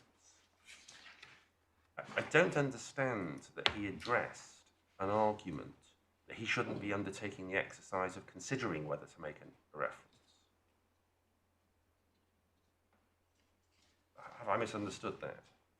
I think they amount to the same thing in the circumstance in which we found ourselves, because of the fact that my submission is that you shouldn't make a reference because it's possible that I may decide, as in the judge may decide, in the club's favour, and he'd already said that he wasn't in a position to decide one way or the other on the human rights grounds, and by definition he wasn't going to be able to do that in time to give a judgment before the end of the But what he doesn't address, at least expressly, is it's said by the club that I should not be advancing this question as a preliminary question now, before, so as to do it before the end of the transition period, but I should wait to the point at which I have been able to deliver judgment, at which point it may well be that I no longer have the power. He doesn't seem to have addressed that question at all. Well, I would submit, my lord, that he does, but only in a roundabout way. Yeah. Your lordship, I think, is quite right in saying that he doesn't, if you like, deal square on with that submission. But firstly, he does actually deal with the submission that he shouldn't make a reference at a time when the court is not in a position to determine whether or not the human rights ground will succeed. So that's paragraph 28. Yeah. And so the submission there was it's impossible to say now that it is necessary to answer the questions in relation to Article 34, the question relating to res judicata. Yes. He then does clearly have Brexit in mind, because one sees that from paragraph 52 of his judgment, where Your point is, Answer, which is almost the first point you made to us, was that it was procedurally inappropriate for the judge to be dealing with this issue as it were out of order. yes, And that he simply shouldn't have undertaken the task yes. when he would not normally do so. But that doesn't seem to be something he addressed. I'm not sure if it was something that was put to him in those terms. Well, I have to check with my juniors and their notes, but yes, I think it was put to him in those. It's quite important, I think, because to say to us now he shouldn't have been even undertaking this exercise would be a harder thing to advance, I think, if you didn't say that to him at the time. And if he was proposing to deal with whether to make a reference, if nobody said to him, well, no, you just shouldn't do this now. You should wait until you're dealing with the whole matter. It's hard to come to the appeal court then and say, well, actually, he shouldn't have given judgment on the reference. Well, I'll check that, my lord, if I may, but I would submit that it's clear from reading his judgment as a totality that he did actually understand the point that was being made to him as being that he shouldn't actually make a reference. But that's not the point, though, is it? Well, I would respectfully submit it is, because in a sense your lordship's point to me is, well, if the question is I shouldn't even be addressing my mind to whether or not I make a reference until I've got all of the necessary information in front of me, Yes. Then Then he'd have written paragraph 1 differently. very fine line between that and saying I shouldn't make a reference until I'm in a position of, or I shouldn't decide whether or not to make a reference, because obviously he might have decided not to as well as to. Well, he hasn't addressed the elephant in the room, though, has he? Which is that by dealing with it at a preliminary point, he was going to deal with it before the 31st of December. It wasn't an elephant in the room because it was all too obvious to everybody. Well, the elephants in the room normally are obvious to everybody. That's the whole point of them. But the point is, it's not been addressed. It's, it doesn't seem to me that it's been addressed. And maybe I'm misunderstood. It may be that it was dealt with in arguments. Certainly, my recollection is that the point that was put to him was you should not be making a decision on whether or not to make a reference at a time before you essentially have the relevant material. And you certainly made the point that it was academic at that stage. Yeah. But I think what we would be assisted in seeing is whether you put as explicitly to the judge as you have to us a submission that it is premature to decide things at this stage because the court should proceed in accordance with its normal procedure, which is to give judgment and decide then. We'll check. If you can check whether you made a submission along those lines, and did you, for example, cite coal staff? Yes. You did. Oh, So, yes. so you did have that. Yeah. Yeah. Okay. Well, I think that's the sort of submission. We've got 2 pages worth of transcript. Quite a lot is on the point you're not pursuing, and I confess I've not waded through much, or indeed any of it. But no doubt you or your juniors will have at their fingertips. Yes. Anything along those lines. When we look at it, we'll. Shall I turn then to the question of jurisdiction? And in our submission, then, the position as to jurisdiction has been clear for a long time, both in Europe and in England, subject to a more recent development, which I will address at the end of this section of my submissions. That arises out of a decision which was given last week by the Court of Justice in a case called IS, which your lordships may or not have had the pleasure of wading through. It's a fairly extreme case. It had to do with rights to fair trials, but also with judicial independence in circumstances in which the referring judge said that he was subject to disciplinary proceedings as a result of making the reference. Well, speaking for myself, I've neither waded or even dipped my toe in it. So. I will try and take you through it as rapidly as possible. My lord, it was the one which accompanied my email last week. That was it.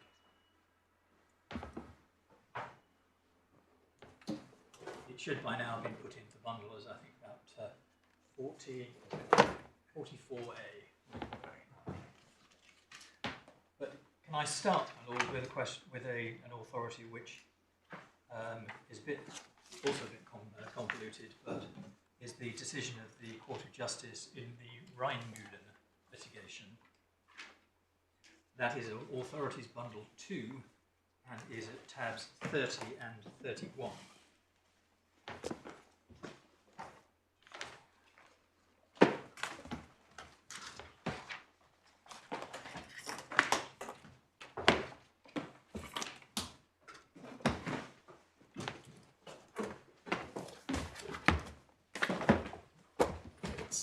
Bundle 3 for me, anyway.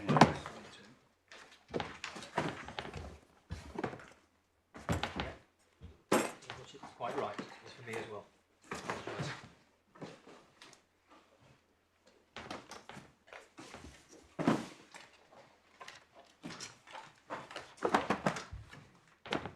If I can seek to summarise the procedural background to this case, which is somewhat complicated, then The starting point is that the German lower court dismissed an action. That matter then went to the German Supreme Court, who referred certain questions to the CJEU. The matter then came back from the CJEU, and the Supreme Court quashed the lower court's order and remitted it back to the lower court. The lower court then disagreed with the Supreme Court's application of EU law and made a further reference to the CJEU, which included the question of whether it was allowed to refer, notwithstanding the fact that it was bound by the higher court's rulings as a matter of domestic law.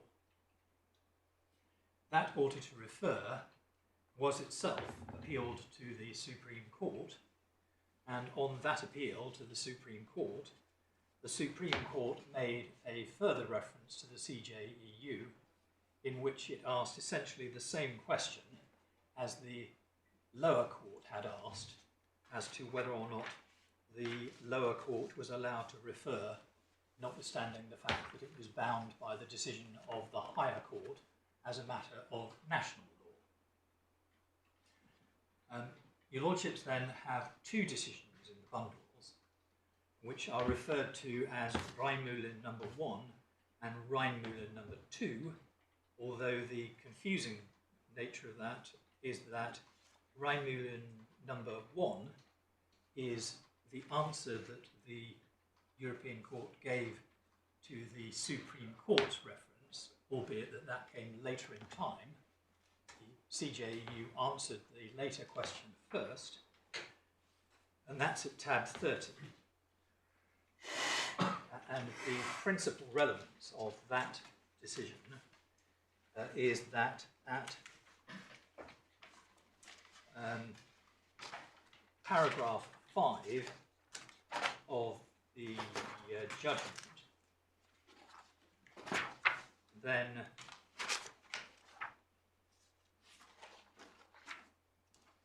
the CJEU held that the existence of a rule of domestic law whereby a court is bound on points of law by the rulings of the court superior to it cannot of itself take away the power provided for by Article 177 of referring cases to the court. So in essence, the CJEU said that the higher court can't stop the lower court from referring cases to the higher court, and rules of the national law, which would have the impact of precluding the lower court from referring matters to the CJEU, would not bind. Then at the next tab, we see Rheinmühlen number 2, which was the answer given to the reference made by the lower court. In that case, then the European Court of Justice repeated what it had said in Rheinmühlen number 1, but it made clear that whilst the lower court cannot be bound by a decision of a higher court on a question which raises an issue of interpretation of the EU law and remains able to refer that question, nevertheless, the treaty does not preclude such an order for reference from being subject to the remedies normally available under national law. And we see that in paragraph 3 of the judgment, which your Lordships will find at page 147 of the report. And it's the third subparagraph of that paragraph.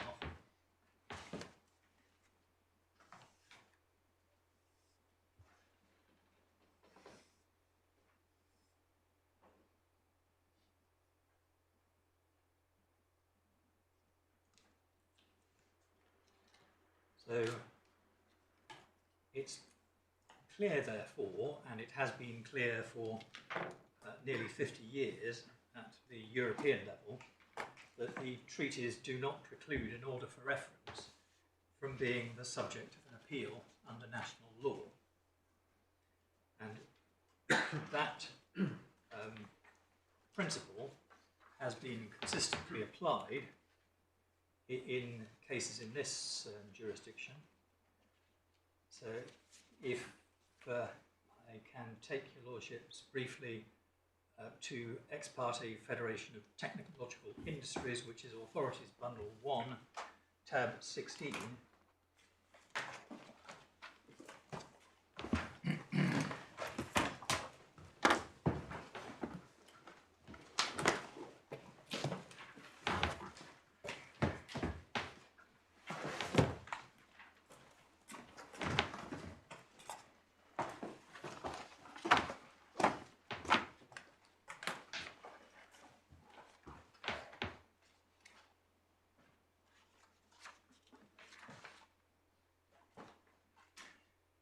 The relevant passage from the decision of the Court of Appeal is paragraphs 7 to 15. Again, if I can ask your lordships to read 7 to 15, which are 1429 to 1430 of the report.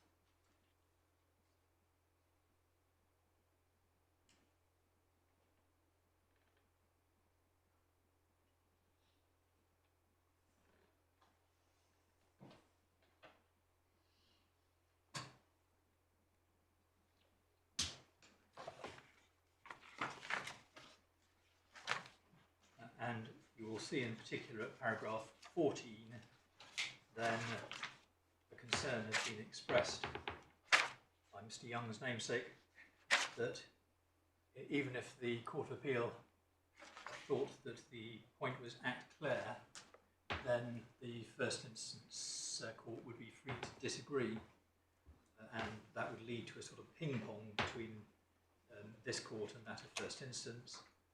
Lord Justice Jacob said, I understand the fear expressed that important questions of EU law might, by virtue of the Act Clare rule, be kept away from the Court of Justice by a determined national final Court of Appeal. This case is miles away from that sort of problem. If the Court of Appeal is of the opinion that the matter is Act Clare, I doubt very much whether a first instance judge would subsequently take a different view. As Mr. Young has actually accepted, the problem has not begun to arise in this case, so I say no more about it. And so, as a jurisdictional question, it's clear from both Rheinmühlen and from this case that the Court of Appeal retains jurisdiction in relation to an appeal from a decision to refer, and that jurisdiction has been exercised on at least 2 occasions. Again, rather than taking your lordships to where those cases, I can just give your lordships the references in the authorities bundle, 2 of them. Then the first is Ex parte Else, and that is at authorities bundle 1, tab 10. The second is Ex parte A, which is authorities bundle 1, tab 14. And in those 2 cases, not only has the Court of Appeal entertained an appeal, but it has set aside the reference.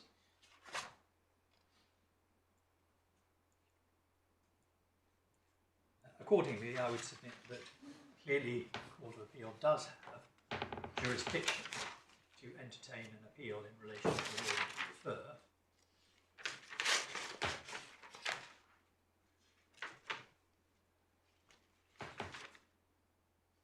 But there are two further authorities that Spain relies upon, which it is said essentially detract from that proposition and hold that the Court of Appeal has no jurisdiction. And we're talking now in terms of jurisdictional considerations to interfere with or deal with an appeal from a decision to refer. The first of those decisions is the decision in Cartesio, and since it's going to take me a little while to take your lordship through Cartesio and the IS case, then I wonder whether now might be a convenient moment. Yes, well, how long do you think this is going to take? You've got those cases to look at.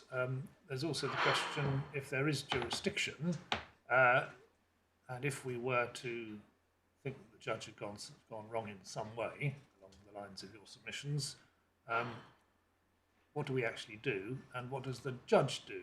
Yes. Because I think you say that the case needs to go back, the case may need to go back to him to decide whether to withdraw the reference, in which case I think we would like to hear you on what is it legitimate for the judge to take account of if it is sent back to him, bearing in mind that although he didn't know when he made the reference, he does now know that the point is critical.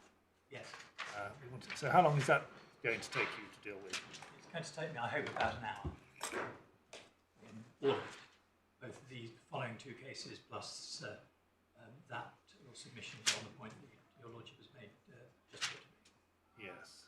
I thought we were aiming to finish this today now. It doesn't sound as if we're going to succeed in that. Well, I think we were originally intending for 1 to 2 days for the whole hearing.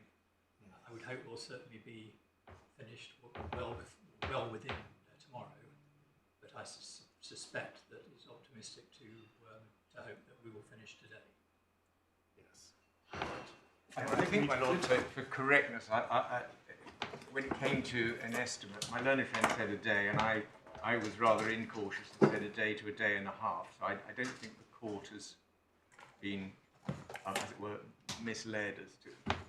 No, not suggesting being misled at all. Merely inquiring what the position is, and I thought the letter we had said that a day and a half was really the maximum that I think it was now.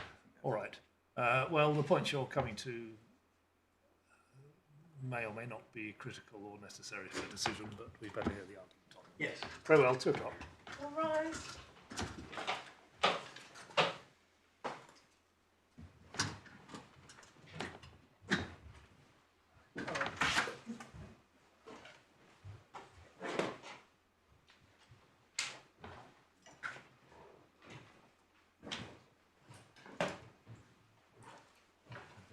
I'm always rather concerned about the court being misled.